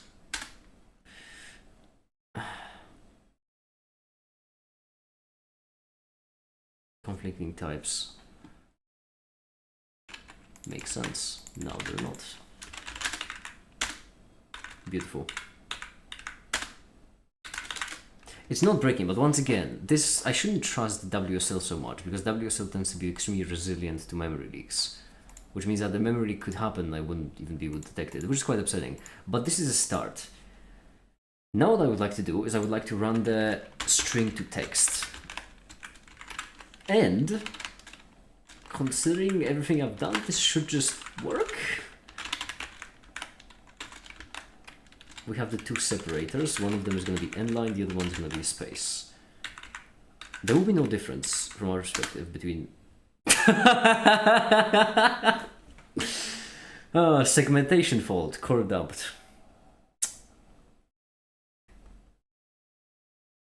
Right. There should be no difference. Huh.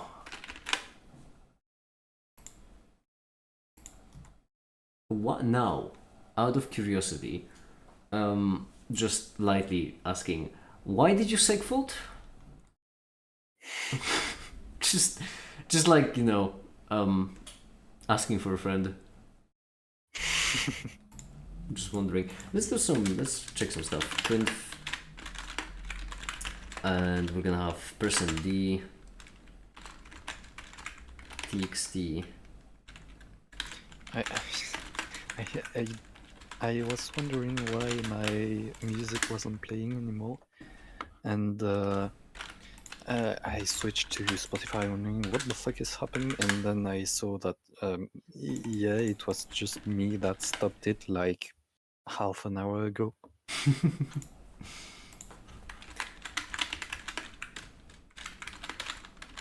The thing that's very tricky about segfolds is that they tend to not be very verbose on where they happen. So even though it can segfold can look as if it's a bit earlier. Yeah, exactly. So we basically it's a black box now, which is fun. That's really fun.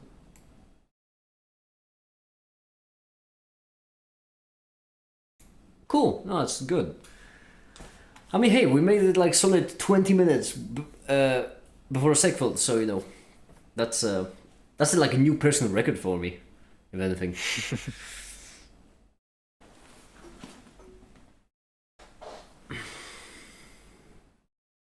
Fun.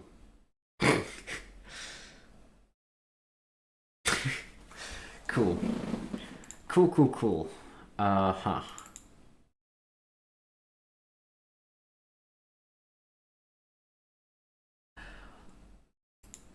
That is fine because we're allocating letters themselves.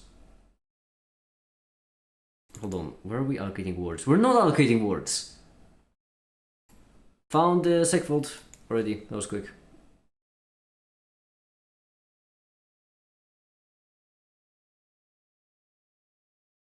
Yeah, I just haven't allocated words. That's fine.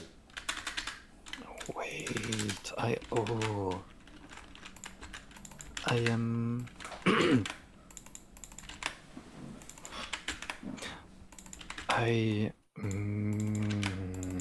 I would have to investigate, but I may have found a potentially genius idea.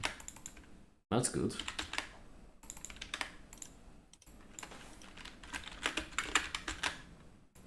Where's the idea on? It's about a big O notation. I was thinking.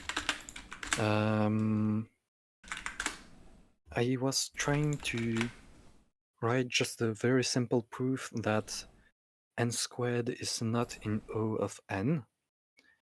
And essentially, I think the simplest justification, well, there are two possible, but rather the most intuitive one is saying, well, if you take the derivative of a linear function, it's just a constant. But if you take the derivative of a quadratic function, like n squared, it goes on growing.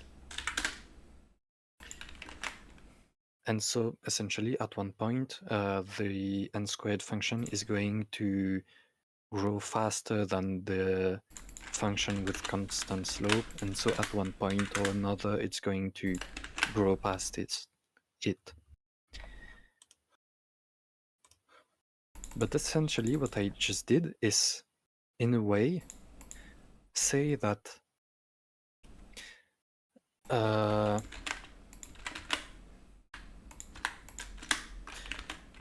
n squared is not in O of n because the derivative of n squared is not in O of the derivative of n. So essentially, I'm taking the derivative on both sides, and I am wondering if it is something general. Because if so, you could just take a complex expression and just take the derivative, which sometimes can simplify it quite a lot.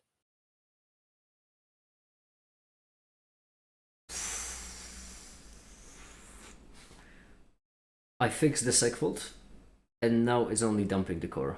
Progress! Wait, what?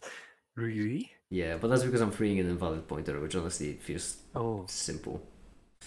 yeah. I was wondering how you dumping the call Favorite without subject. the Is that a reference to epic rap battles of history, Sigmund Front versus Mother Teresa? Skit, that's such an obscure reference. No one's gonna get that. Which of these pointers is invalid? I'm guessing this is where it breaks. I don't see any. What I could also do is I could just not free them. Genius idea.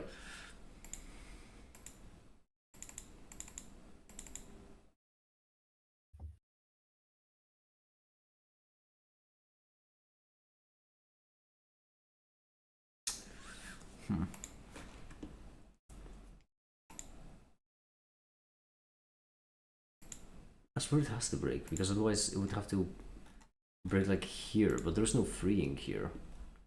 So it would have to be here, right? Text size free. That is correct, yes. So now what we're going to do is we're going to do for int I is equal to 0. I is smaller than txt size. I plus plus. Then j. Very much the same way. J is going to be sentences I size.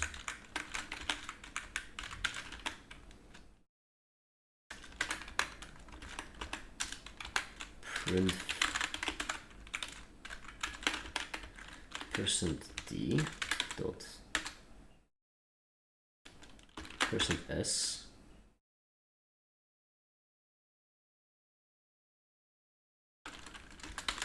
%d, and then it's gonna be I txt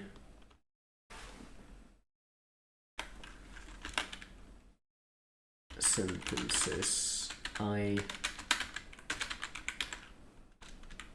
words j letters, and what this should print is, we're still not freeing it. Wow, that's broken. I mean, it is. Okay. First of all, let's add an end line. Let's not the animals once again.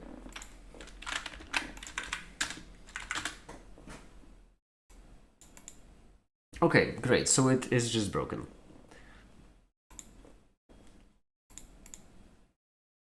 Why? It appears to allocate the words incorrectly. So each of them appears to have 0 words. They literally have no words. And I don't blame them, I also have no words.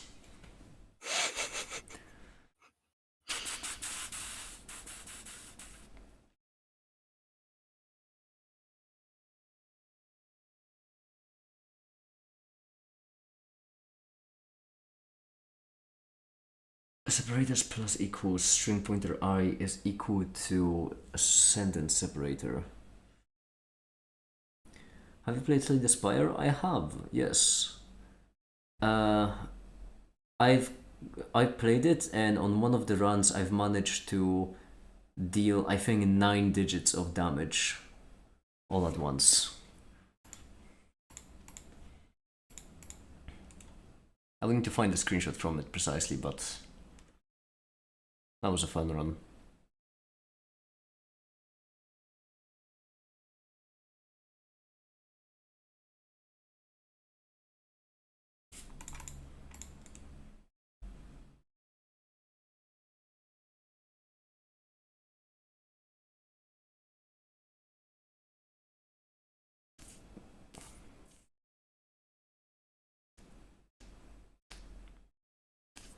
Any tips?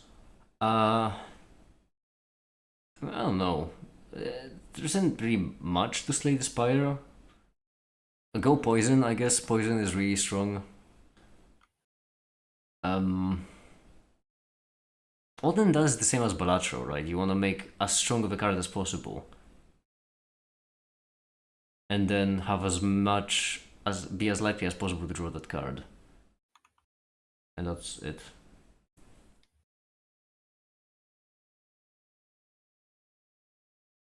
Jeez, where's the... No. Hello. Oh, hi there, Remco.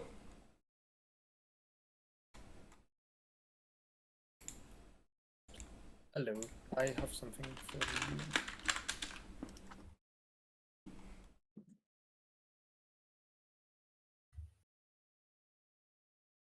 Let's see.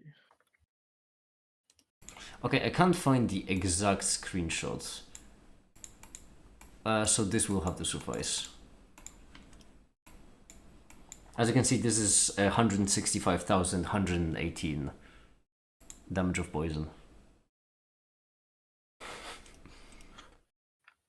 And this wasn't the record yet. The record was higher.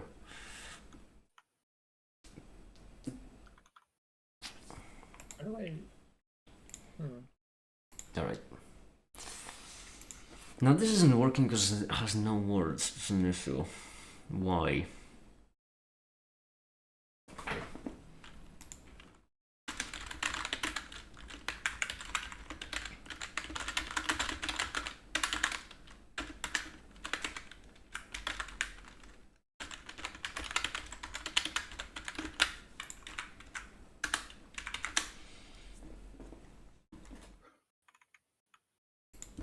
Okay, and then right here we're gonna have if this. We're gonna have found separator.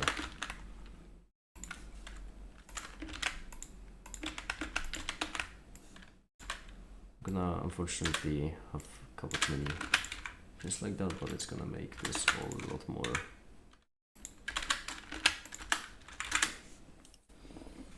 Okay, it is founding the separators correctly. It's just for some reason not.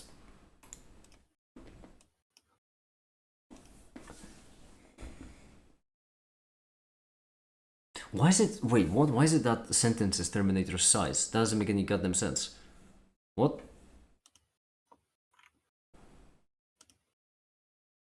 Oh, that's what? And you reset separators every single time. I see. What?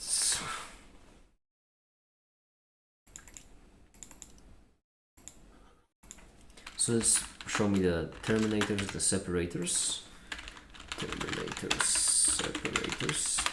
Oh, thank you, Remco. That should be the final version. Oh. So use it at your own volition, I suppose. I have a little funny question about big O notation. Uh-oh. It is already sent in the chat of the voice channel.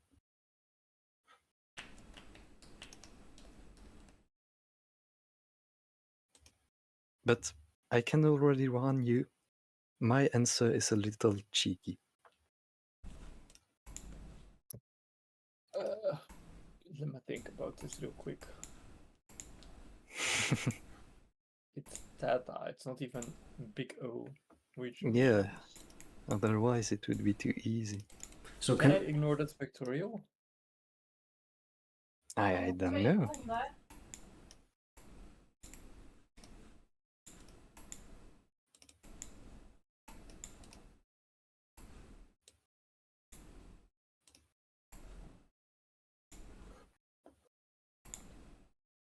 I don't believe my factorials.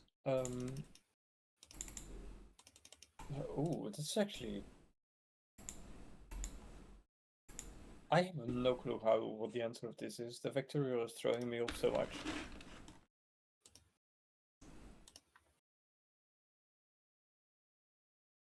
If you want, if you don't think you have an AIDs, the answer is right below. I mean, Sterling is exponential.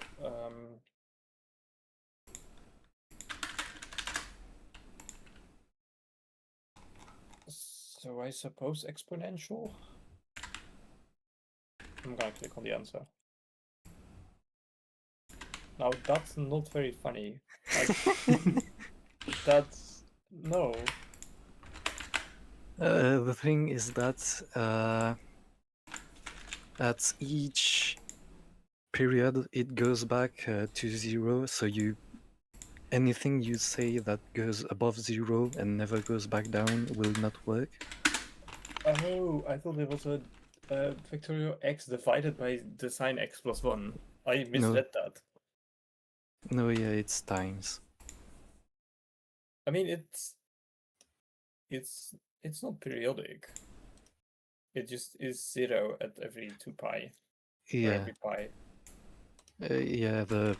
yeah, right. When I said period, I was talking about the period only of sin of x. Indeed, yeah. Okay, beautiful. I'm now writing my doc on the new. I appreciate that. Yeah, this could be uploaded on the library. Yes, I will need to add a type for. Actually, what would be that type called? Like, I don't know, formatting, I guess, Just template. or template. Can it just be CLS on its own, or I guess I mean, the thing that's tricky about. I would actually rather have Edu here for this because I imagine I'm gonna hand off the library to Edu, which I don't know, that one is a lot. That's basically me handing off my firstborn child. But I imagine I'm gonna hand off library to Edu, and when they implement this as a new type, it's gonna be a bit tricky because they will need to basically implement like a tiny file system, I would say. yes, there is also other ways you can download it. No, what I mean is that to make the CLS viewable, main tag and the logo itself, because then people will have an idea on how to, like, it will be viewable on the website, which would be nicer. But I guess it could just be downloaded as zip, and without it could be an embedded PDF, yeah. I suppose.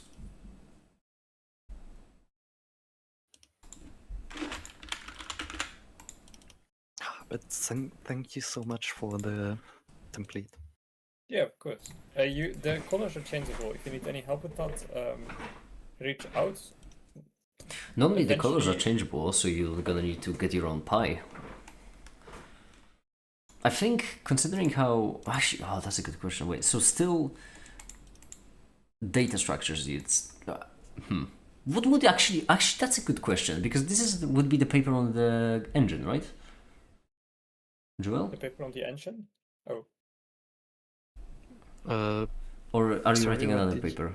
Like what? I am currently correcting the amortized complexity paper, but it will also be used on the engine paper. Okay, so for the complexity paper, considering how the analysis paper, considering how you're the trendsetter of the subfield, let's say, I think I can give you the executive decision on what color palette you'd like it to have. Oh no! I can make this It's easier for you by. optional. I can make this easier for you by showing you how I picked my color palette. It's honestly. Using the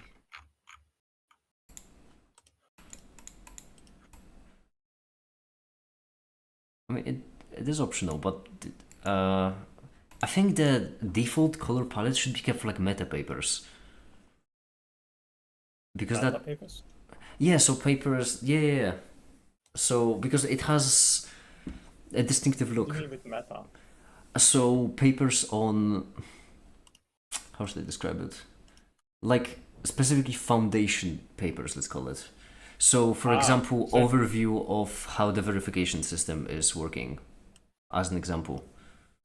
No, so that wouldn't I be a computer science paper. That would be more like a paper about the environment of science, about if it's useful, if it's not useful, etc. But I do realize that giving people the freedom to change the colors, which they fully have, means they will use that freedom to make their own color palettes as well. Well, yeah, but once again, this is a template. I imagine this template is mainly for us. Like others can use it if they want to, but this template is mainly for us, and so we can just keep the standards. Yes. It's the same as if how would be. It's the same. It's maybe a bit of an extreme analogy, but it's the same as like physics notation, right? You can have physics notation be broadly understood to mean something. So L is Lagrangian, But you could have some kind of psycho who uses, I don't know, G as a symbol for the Lagrangian. Like, they're allowed to, they can if they want to. No, they are not allowed to. That's punishable. Unfortunately, they are. Even the French will bring out the guillotine. And do they commit notation fraud? But there is another way of ensuring this, and that is publishing the class and using the class as a package. So that the people cannot go into the class to edit it, because the class will be imported, not like from a cloud, not from the next document, the next file. But I don't know exactly how that would work. Probably you need to publish something. I think. I mean, even if no matter what you do, they will still be able to make make changes. Yeah, but now it's very easy, because now you just need to click on the other file and make the changes. Then you will need to. So what you're saying is like predefined color palettes. Yeah, and then use them on the website. Like click the different subfields, and for each of these subfields, you can download the template. Oh, so make. Yeah, I can make a script for that. That should be doable. But once again, I thought that still, was the idea. Yeah, that is the idea. But still, we need to define those color palettes. So what I said to Joel is that I am, considering how Joel is the first person to be writing in the subfield of data structures, then I'm just giving Joel the choice of what that color palette would be. I mean, that of course, yes. Actually, now that you mention it, it should be trivially simple for me to. I'm gonna try it right now. I made a script already called The Bakery. And it's called The Bakery for 2 reasons. First of all, it's making pies. I know, I'm hilarious. And second of all, it cooks like crazy. So... It's called baking, not cooking. Well, I don't know, they also cook. With this versatile bakery. They have a side gig. It's a restaurant bakery. Exactly. Bakery where you can also eat pizza. Those exist. There is one actually on the street where I live. There is a bakery of pizza. It's just mental, but who am I to judge? Okay. Would be disappointed. I'm gonna try to make a classical mechanics one. So first of all, I mean the current one is the classical mechanics one. What the default with? What? I mean, I want to use this one for the... You don't get to claim the charity colors for classical mechanics. I really like the vibes. I want to use this one for the classical mechanics lecture notes. Yeah, but oh my goodness, I mean, too late. I made the template. no, I can that's still delete it. because then people will see the icon of just the slice of pie, the logo, and they will associate it with classical mechanics, which I understand why you'd want that, but unfortunately, no. Oh, guess what's Alright. gonna happen? I'm gonna accidentally forget to change the colors. Don't worry, I have access to the overlay file, don't worry, I'll change them for you. Not anymore. There is this website which is genuinely really nice. It's colors.co, or coolors.co, whatever. Their name is very make it, but if you tune in on the stream real quick, because genuinely this, you want mind picking color palette. The way you do it is you just select the color, right? Let's say this. Let's say you vibe with this color. What you can do is you can lock it in place, and then when you press spacebar, it just rolls the other colors to keep some kind of color palette. And then you keep going until you find something else that you like. So for example, I know you like this purple, so you lock it and you keep going. And that way you can just pick the 4 primary colors. And for classical mechanics, I would just ask you that the 4 primary colors, what you need to pick is effectively 8 colors. 4 primary, which are respectively the definition, example, title, and the 4 that are defined there. And then additional 4 for the crust of the pie, which is all just a single shade of gray with different variables. Like, this is what I've got so far, but I don't know if you'd like it, so. That looks like Quantum mechanics. Yeah, No, needs to be quantum more mechanics is green. more teal. It's more True. quantum mechanics is more greenish because that's closer to chemistry. Art and interest. Classical mechanics is the most simple blue. You can see classical quantum mechanics more teal, and general relativity is more purple because, you know, gravity and you are purple. It makes sense. I mean, I have an idea. This green will be the new classical mechanics, and you just find a new color palette for your Slice of Pie logo.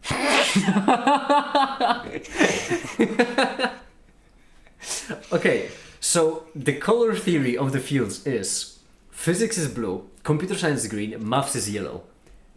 You want to pick all of these three colors for classical mechanics?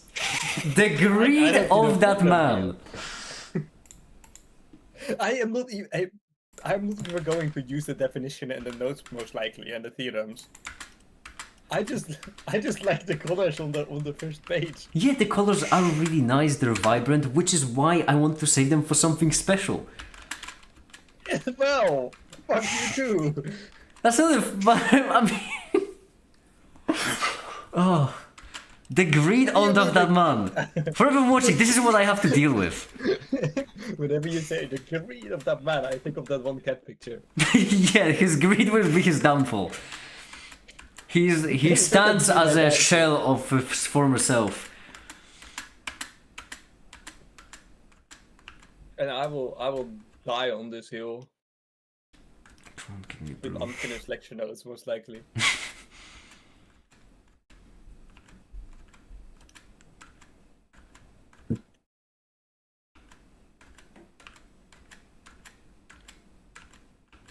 I can use the one I already have, I guess.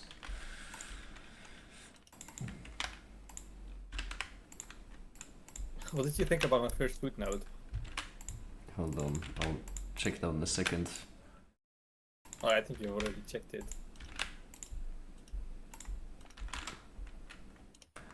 Let's... This...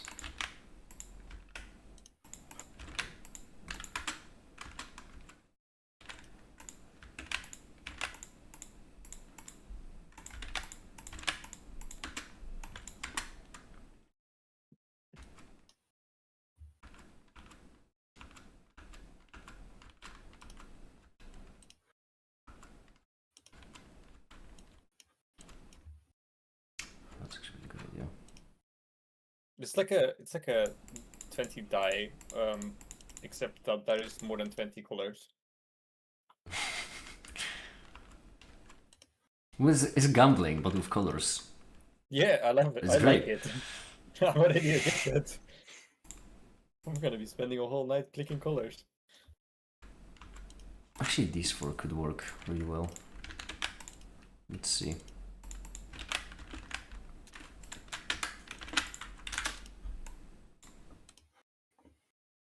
Alright, that's why they're the same. That makes sense.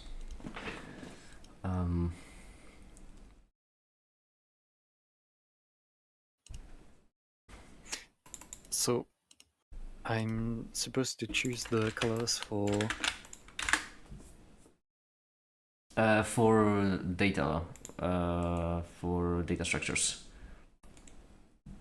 So here you can see what the data structures kind of color they have on the website already here. So ideally you would include this and then around it build some kind of color palette. Okay. Okay, I have decided. Fine, I will not do this logo. Well, I Fine. can hear your Fine. tone of voice. You think you're being sly, you're not. I can hear the tone of voice. No, you haven't heard my condition yet. I can hear the smug smile on your face. There was none. That was very begrudgingly. Okay. I am admitting defeat here, and take the win or Alright, go home. alright, go on. What is it? The only thing that I want to keep is it the title color? The color of the bars. Hold on, I need to open up your project again to see this. Which I think is the first one in the 055559.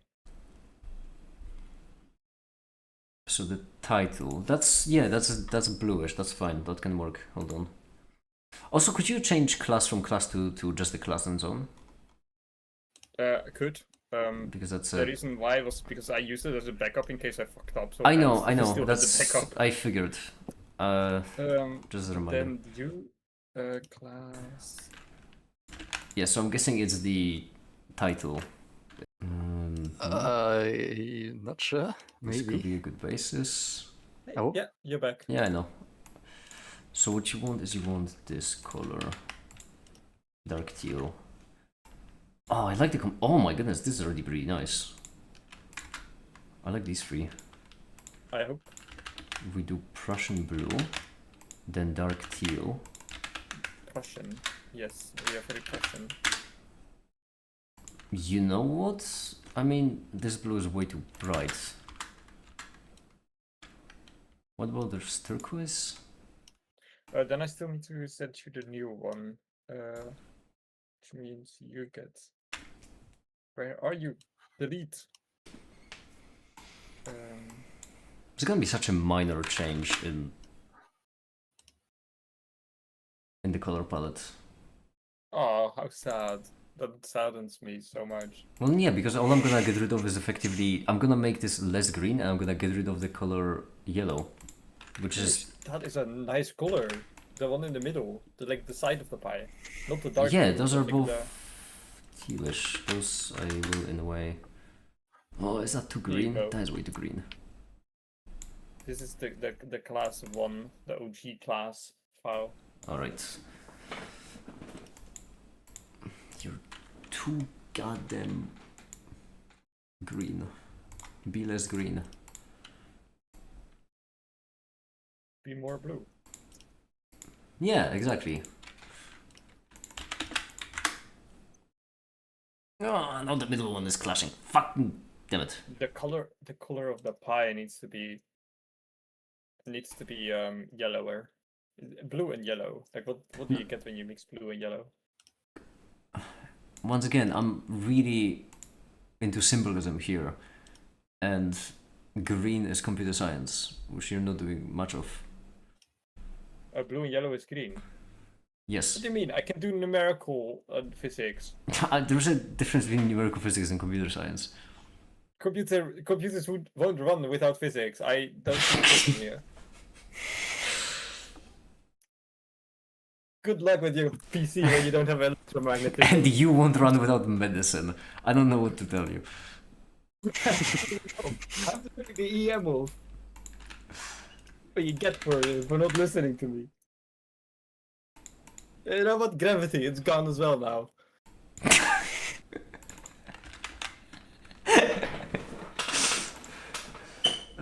Wait, second one is the title. Why is example darker? No, title should be, I think, the darkest. Not sure. This Title should be the same color. example here. Solution. And problem. It's gonna be like ordering a steak from the restaurant. I'm just gonna send it back a couple times. I will try it though. I will see if it's medium enough.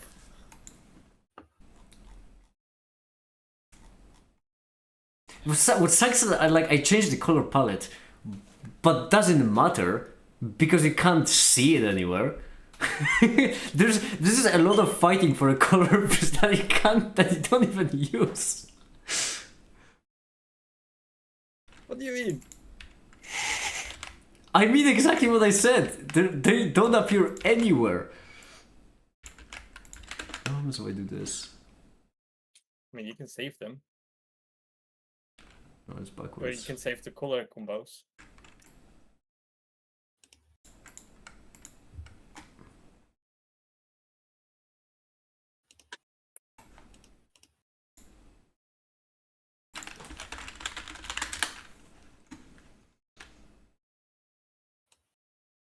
Why didn't you put hashtags before the color codes? It's because I just less typing, to be frankly honest. It's a hashtag everywhere. Like it's one hashtag in total.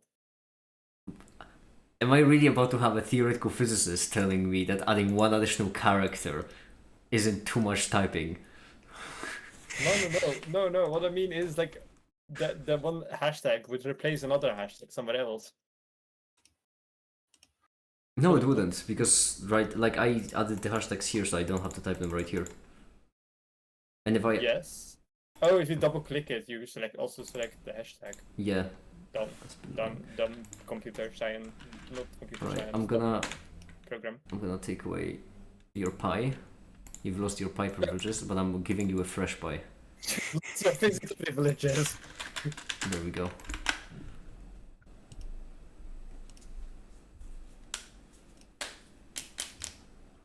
Yeah, and like when you look at that paper, okay, so here's the thing. Look at can I actually no, I can't show this on the stream, can I? Alright, fine. I'm gonna give Wait, you a stream. why are you changing it straight in the mechanics one? Well, because is I it don't so want to dark? change the default template. Alright, can you see my stream? Uh, Because I want you to like the thing. I don't want to just change your shit dialogue agreement. I want you to understand what I'm going for here. Can you see my stream? The Discord yes, I stream. can. Alright, so you see my paper right now, right? Yes. The effect I'm going for is that you can see that it's green, it's computer science. You look over, this one, from the start, you see it's a different topic. Just by looking over them, you're like, oh yeah, right. This one is green, computer science. This one is blue, physics. Right, you scroll over, you see everything green, must be computer science. Right here, scroll over, and it eventually would all be blue, so classical mechanics. And I mean, this is the only blue that you will get because I'm not adding definitions, blocks, and such. yeah, which is precisely why I don't understand your fight over the colors. Because the first thing is not anymore. It looks basic. It looks unique, the opposite of basic. This is precisely what makes it like very much physics. It looks blue. Where is my funny colors? Listen, if you want yellow, yellow will be in maths papers. Do you want people to mistake your physics paper for a maths paper? I mean, I don't want primarily yellow, but I think there's math in physics, you know. I'm doing calculus and such. You are desperate right now.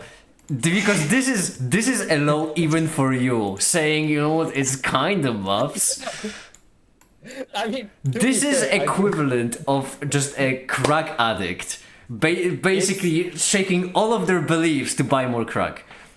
It's not about math. Let me make this very, very clear. It's about the yellow crust. I'm glad I'm showing you on the Blue Channel, because Blue Channel is like less official. Imagine some kind of professors.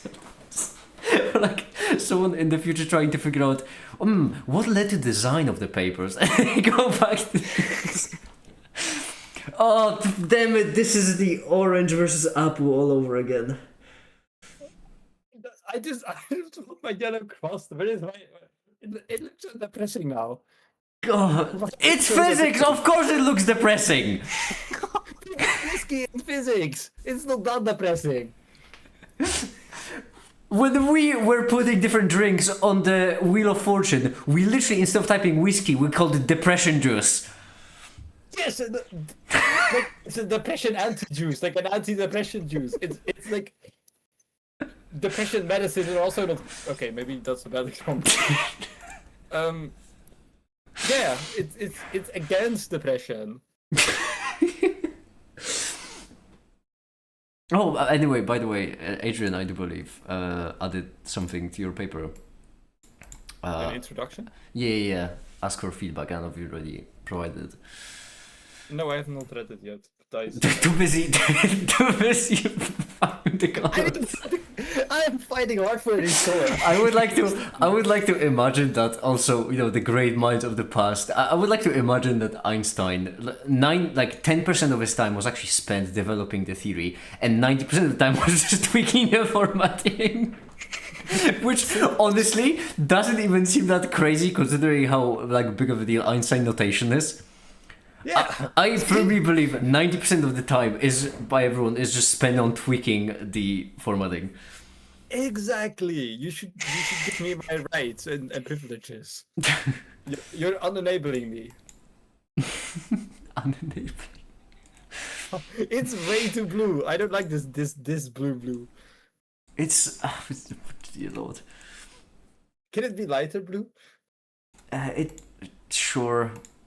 Why is physics even blue? Physics should be like green and yellow and Green? what other colors in the pie. No. And like dark green.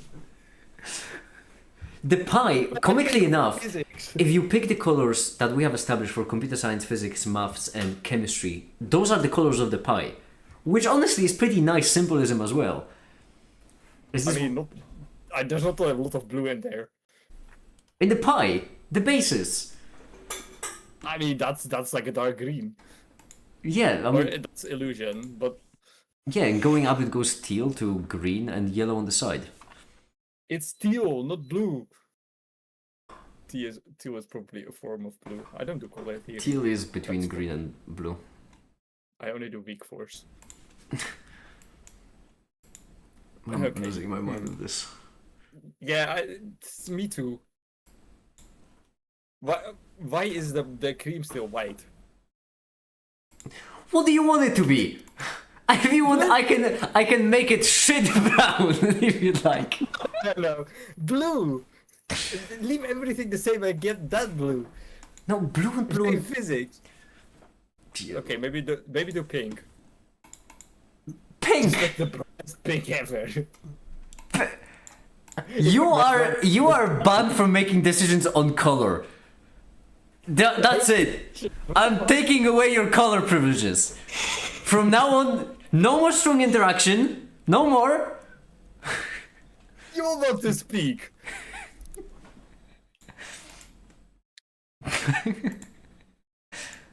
Really? Can we do a rerun on the colors?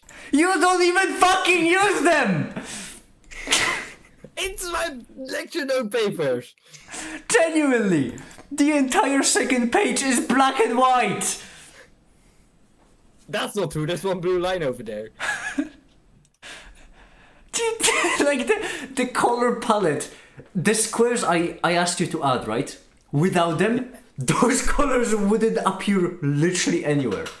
It's about the first impression. When you look at a physics paper, you want to be attracted and like, hey, I'm gonna read this. And now you look at the physics paper, you're like, ew, yuck, what's that? You know, you look at it and you're like, yeah, that's a physics paper.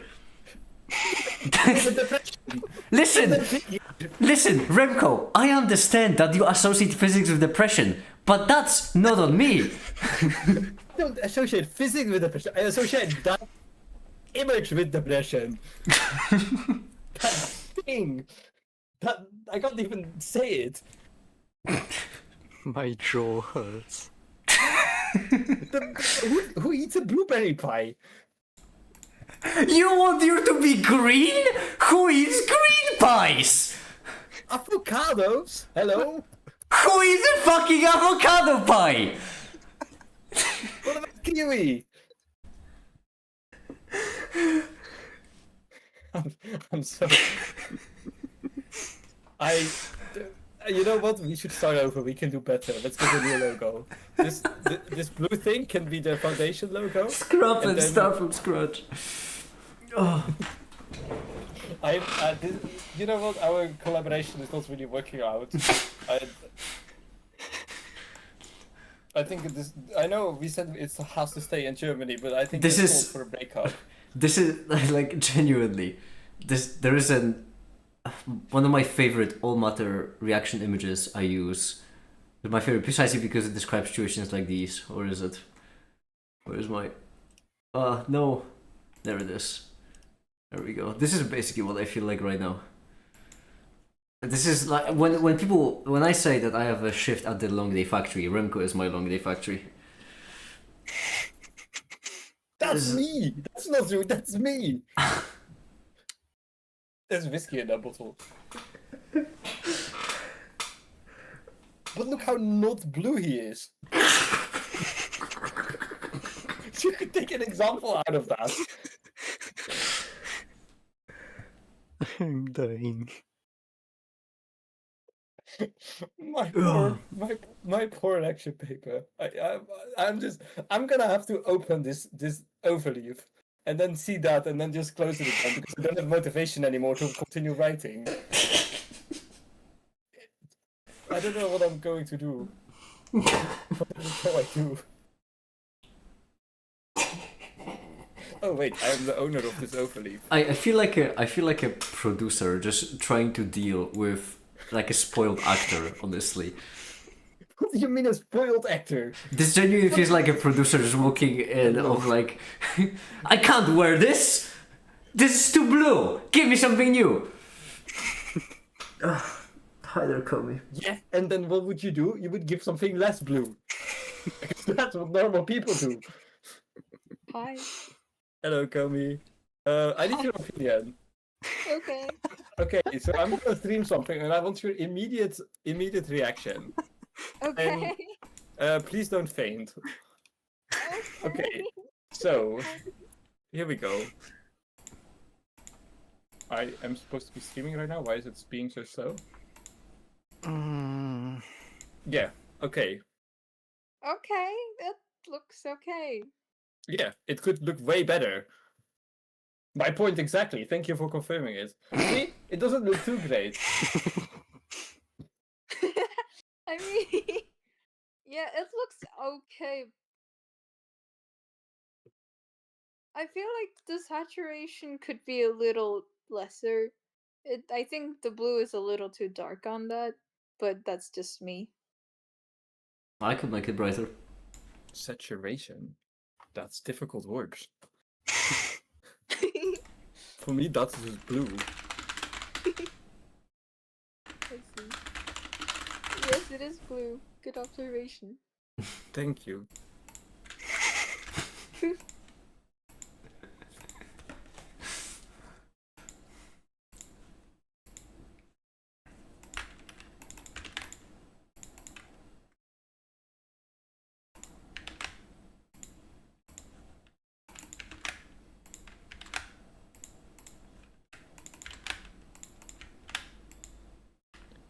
You changed the first color. And here I was thinking, finally some calm. What's happening? I'm confused. Robbery in broad daylight. That's what's happening. I'm tired. What? This We is... have to choose color palettes for our subfields, and there are some debates. Basically, my idea is that the default pie, right?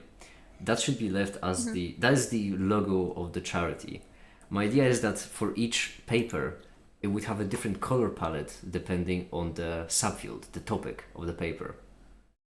And Remco very much doesn't like that idea. Oh, I do. It's a great idea.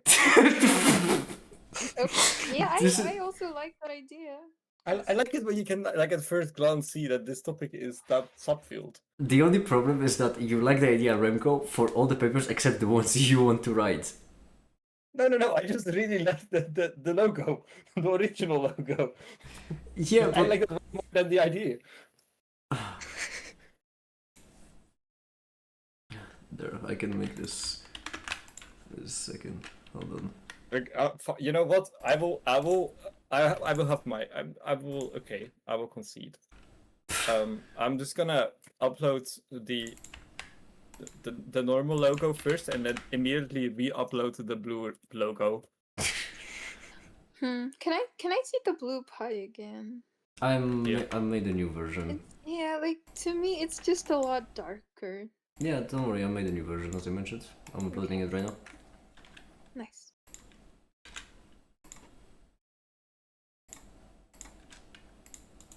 I can't believe I lost my pie privileges. You had pie privileges? Well, not anymore.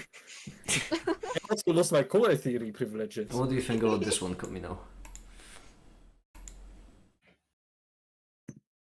Where?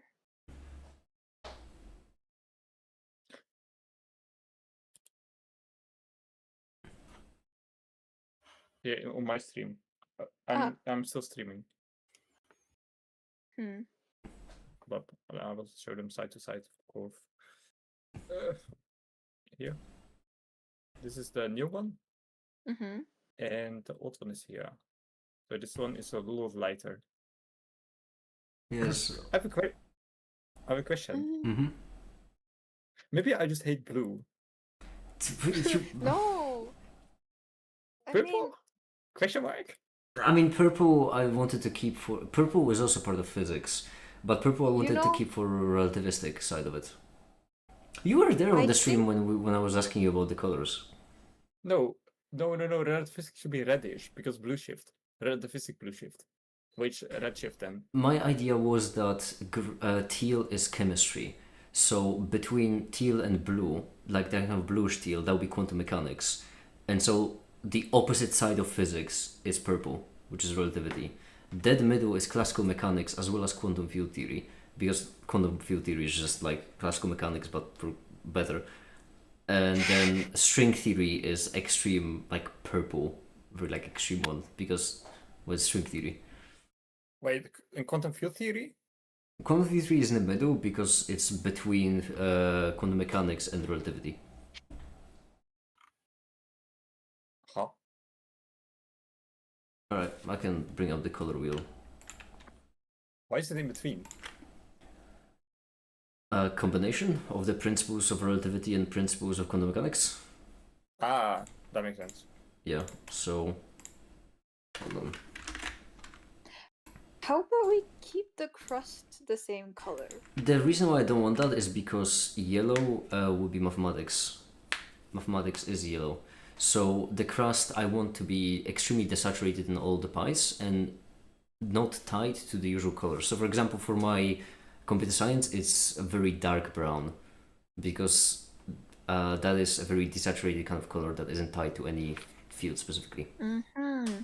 I see. And this blue makes it look more delicious. Whatever you say, I guess. Very much more delicious. Don't worry about it. I will not take Yeah. advice from a man who was weirded out at the concept of a blueberry pie whilst being a firm advocate of an avocado pie. Yeah, that was the only Avocado thing. pie sounds great. Yeah, exactly. It sounds like something that British would eat. No, they don't even know what an avocado is. That's like foreign.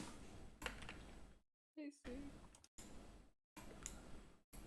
Can I interrupt with the potential data structure class?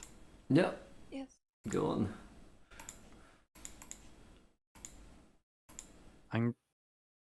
Would something like that be okay? Yes, I believe so. Hold on, let me try to make a pie on it.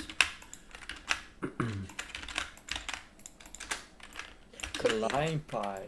Lime pie. Yes, that's what I was going for. Ooh, to make it. Yeah, the slime lime. Delicious. The what? That's what it's called. It's called the slime lime.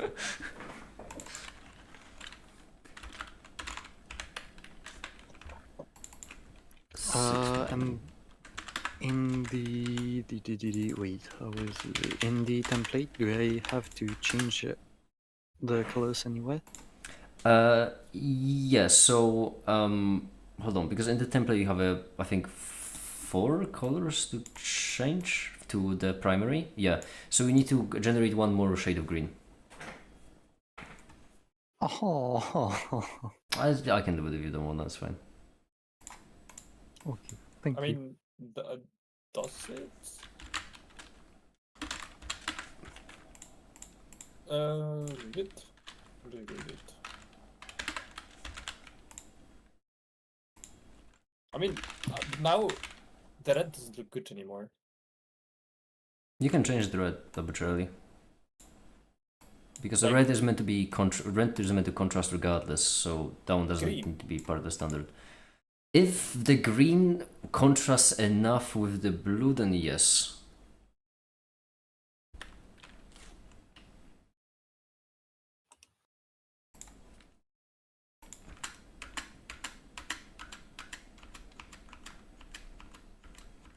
Wait, what was the color of quantum field theory again?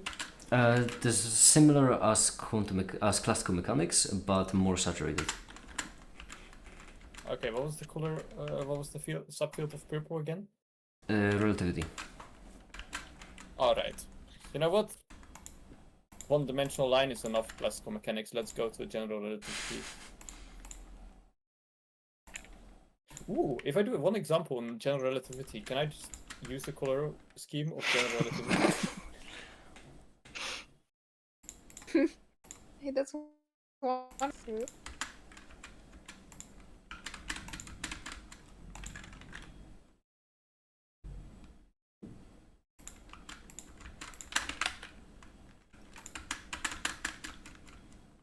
What? Oh, the website broke for me. No, ah, damn it.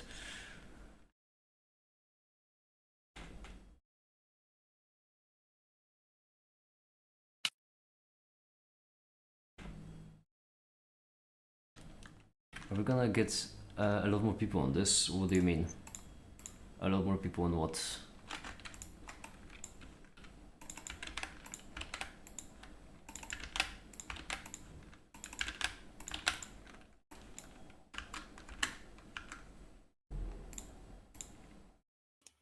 Unpicking colors.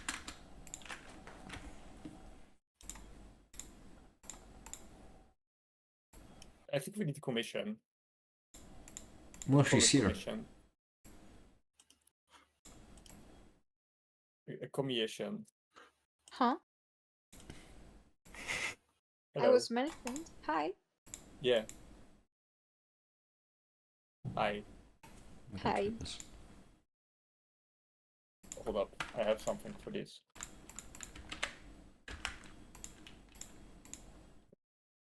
Hi. Take your time. I took my time. Yeah, I noticed.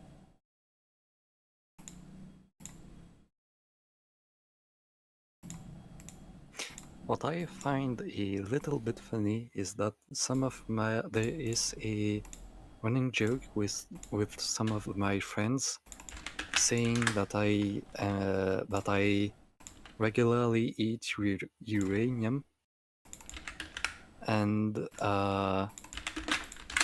so because I sometimes bring green rocks with me to university, and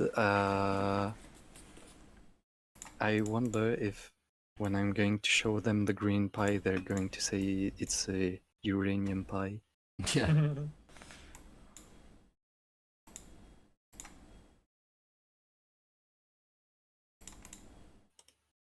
It looks like one, yes.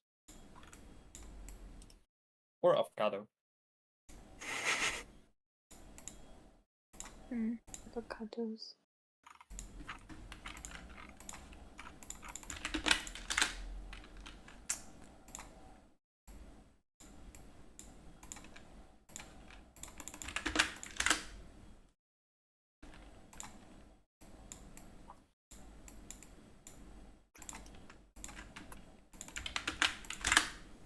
Can I have glitters in the pie?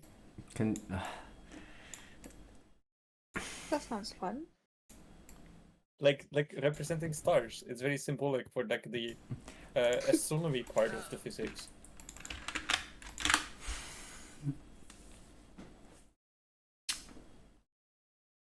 the whole point of what I'm trying to do here is I'm trying to standardize it so that they all can be easily created to be written on.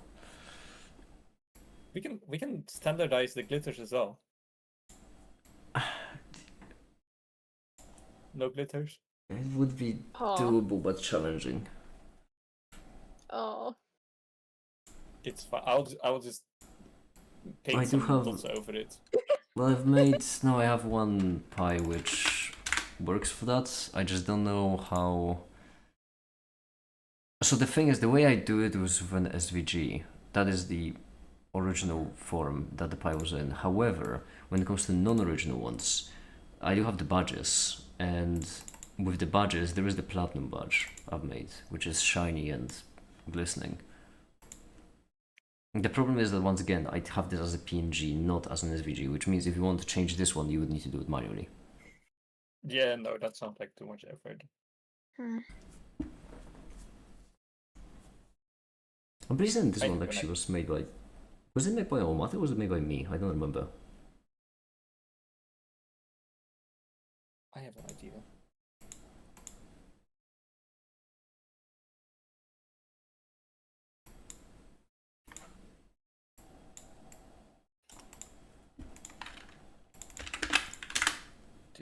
Do. Where are my colors? You.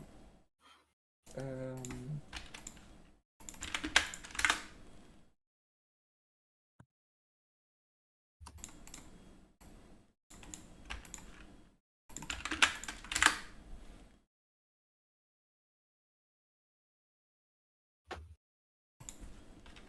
That should do it.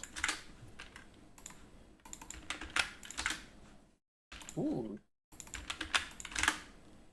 I don't like the order of the boxes, but this. You know what? I might like this again. Hmm? Can you check the paper? I Make it- will in a Do you agree with second. this? I like that shade of blue. Thanks. Welcome. Yeah, that works. I feel like it was too little contrasting just now. Like it was dark theme and then also a dark pie, Mm-hmm. which was the opposite here. Now this is a problem.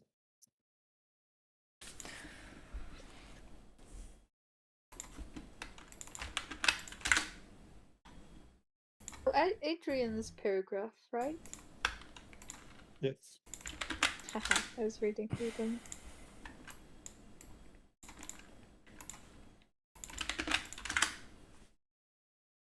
This is for the badges. Not quite. I don't think we're ready for Badger V2 yet. Oh, but so I glad you joined in actually, Ido. Because earlier on I did mention that I've been thinking about handing off to you the library.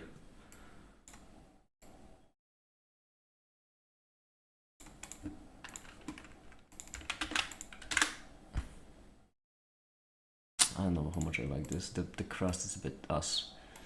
Oh, it's nothing major. It's just that you are way more than competent, and you have shown that you are extremely hardworking, which I appreciate that. And so, the library is like my first child, you know. It's kind of like giving away my firstborn child.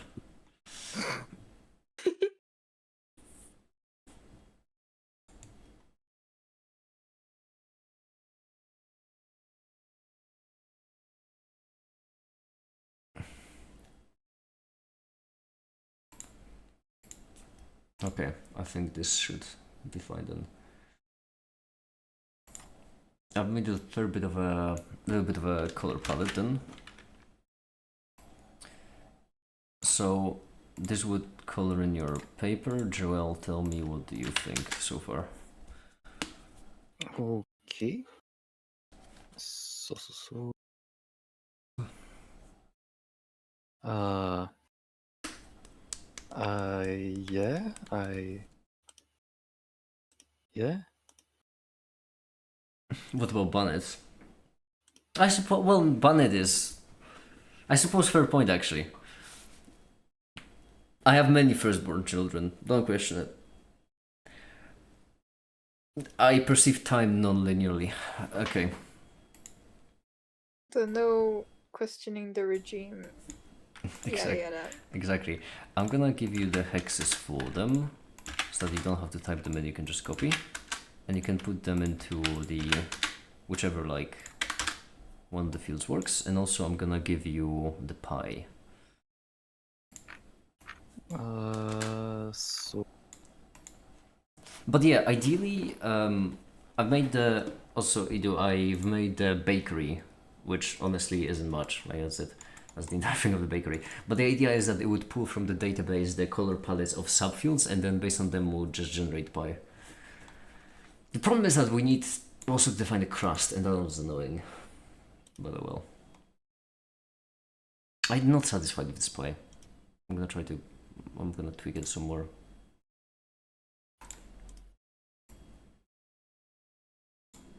So like the crusts are gonna be different? What? Yeah, because they need to look right? Yeah, but what if we just standardize the crust for a specific color? Then for some of them it will look good, for the others it will look horrible. Ah, this is that's annoying. That's the annoying thing about colors, that you the interactions between them matter more than what they are.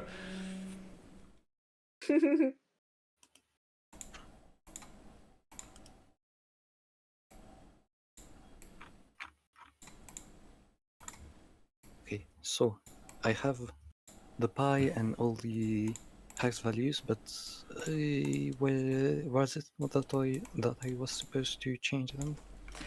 So in the class.cls, you have a couple of variables in there that all end with col.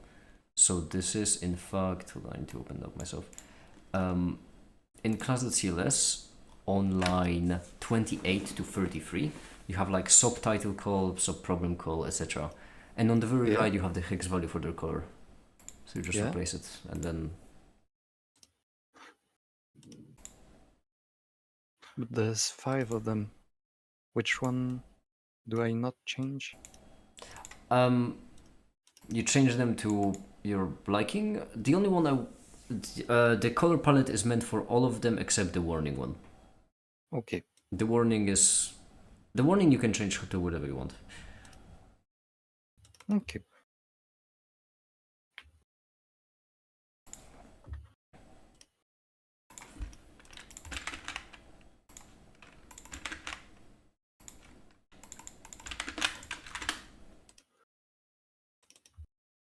Honestly, this could be worse.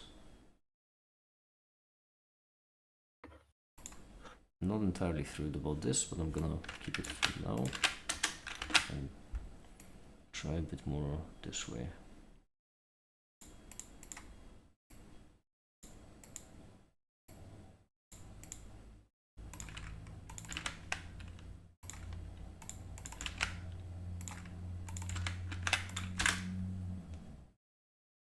Yeah, it could be worse. Alright. Here, have another fresh pie.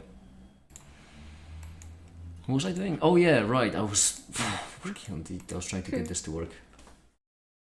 How quickly I forget.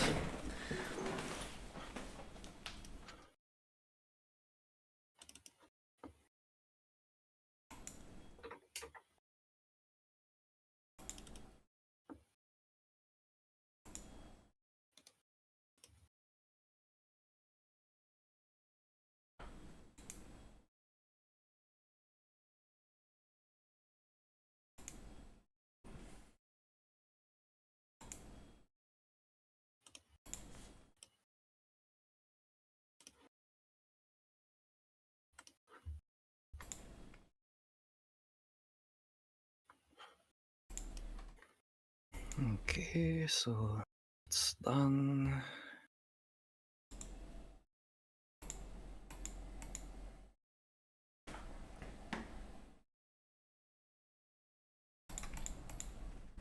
My head hurts now, and this actually requires a lot of thinking.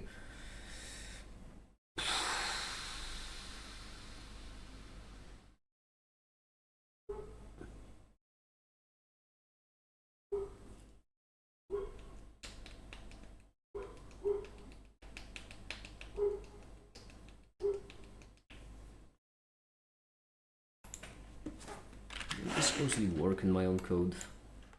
It should be this.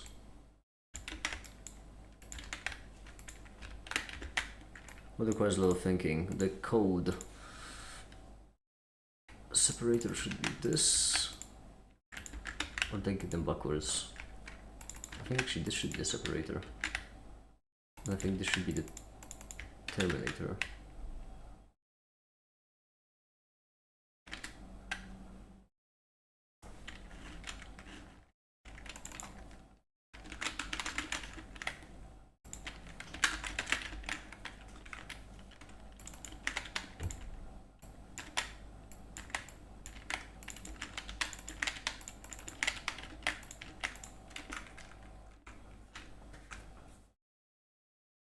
My data just keeps adding long to extend types.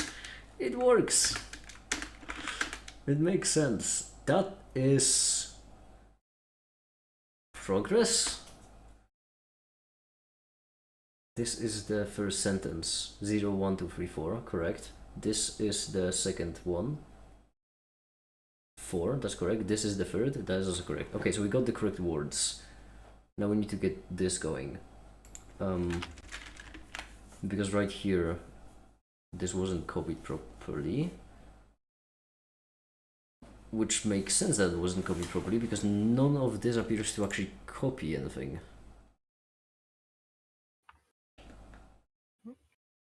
A little bit of a question about Uh-huh.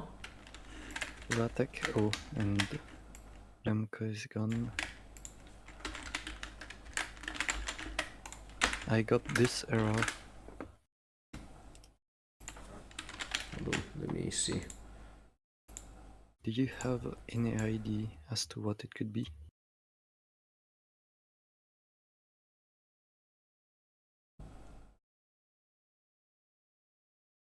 Could you screenshot the error instead of just copy pasting the text itself? I wanna see some more info. Okay.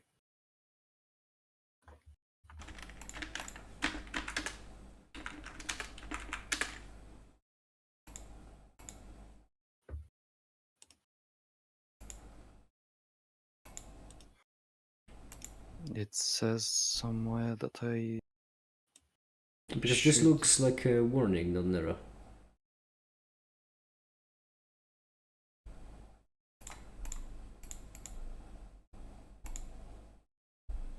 Huh.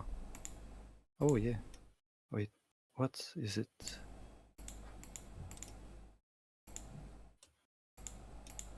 Okay, yeah. Wait, okay. So I got this. I was thinking that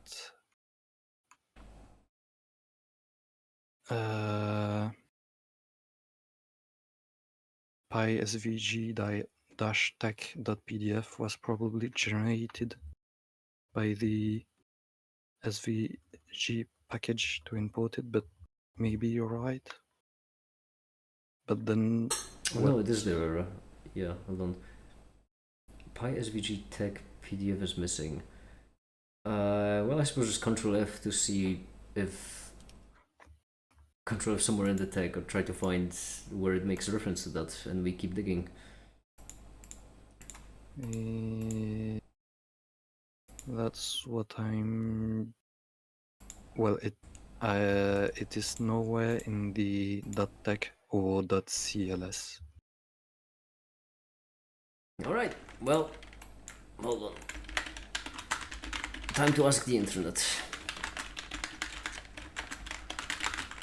What is shell escape?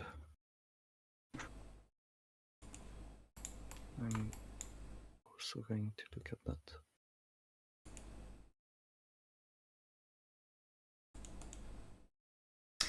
You do have that, by the way, the py dot, because the file I've sent you is called fresh.py.svg. You have renamed it to just py.svg. Yeah, I renamed it. Okay, and this is in proper place, which is next to the place where you're compiling. Sorry, what did you say? It is in the place you're compiling, right? In the same directory. Yeah. Yeah. Okay.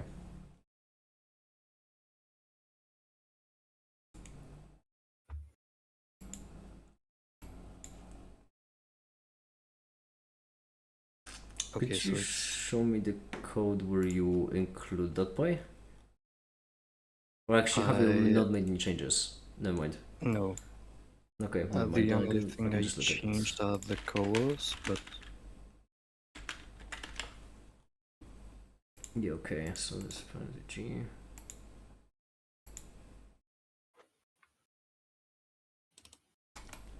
supposedly it might need a compile flag. What do you think of the alteration in the R channel? Let me see. Yeah, but what would that pi be for?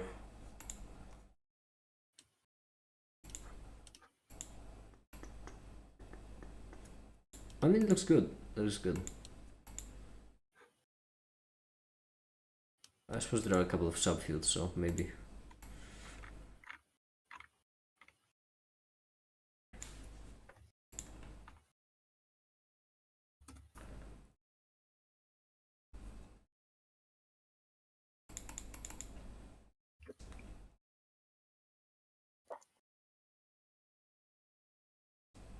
Okay, so I may have found a solution.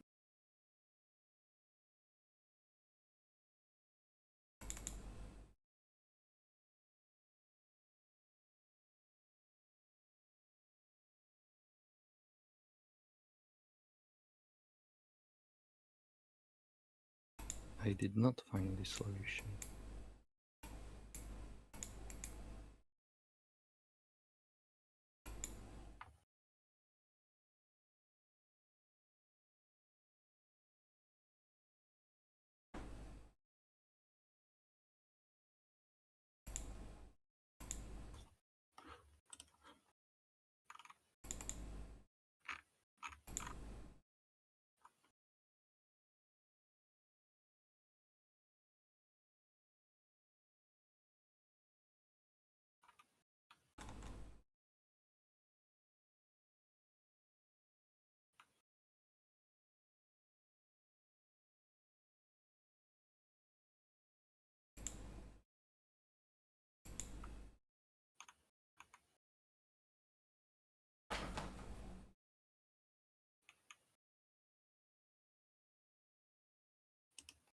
I don't understand my own code. I don't see a part of it that would actually move the data. It all just allocates the data, it doesn't move it.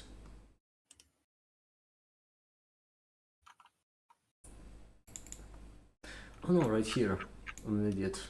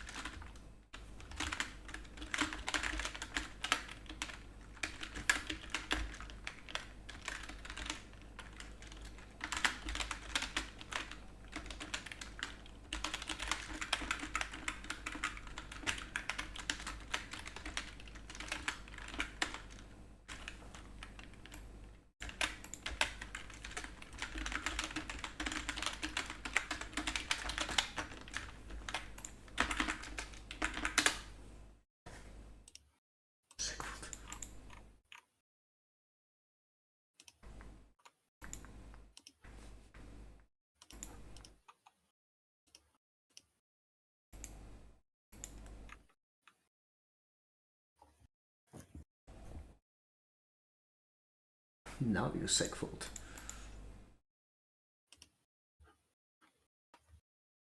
I'll need to rewrite this entire thing. I can't use my own. You're right. I shouldn't have trusted the past naked. Past naked has wronged me greatly.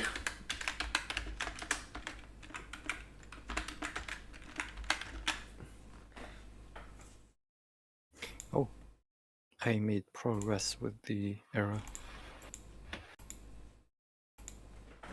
Now it is saying Inkscape version not detected.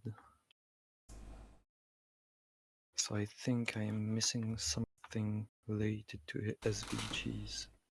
I think I'm gonna go now. I'm getting hungry again. So I think I'm gonna go and eat something and then get back to work. Enjoy. Okay. Yep, and for now, that'll be it. Thank you so much for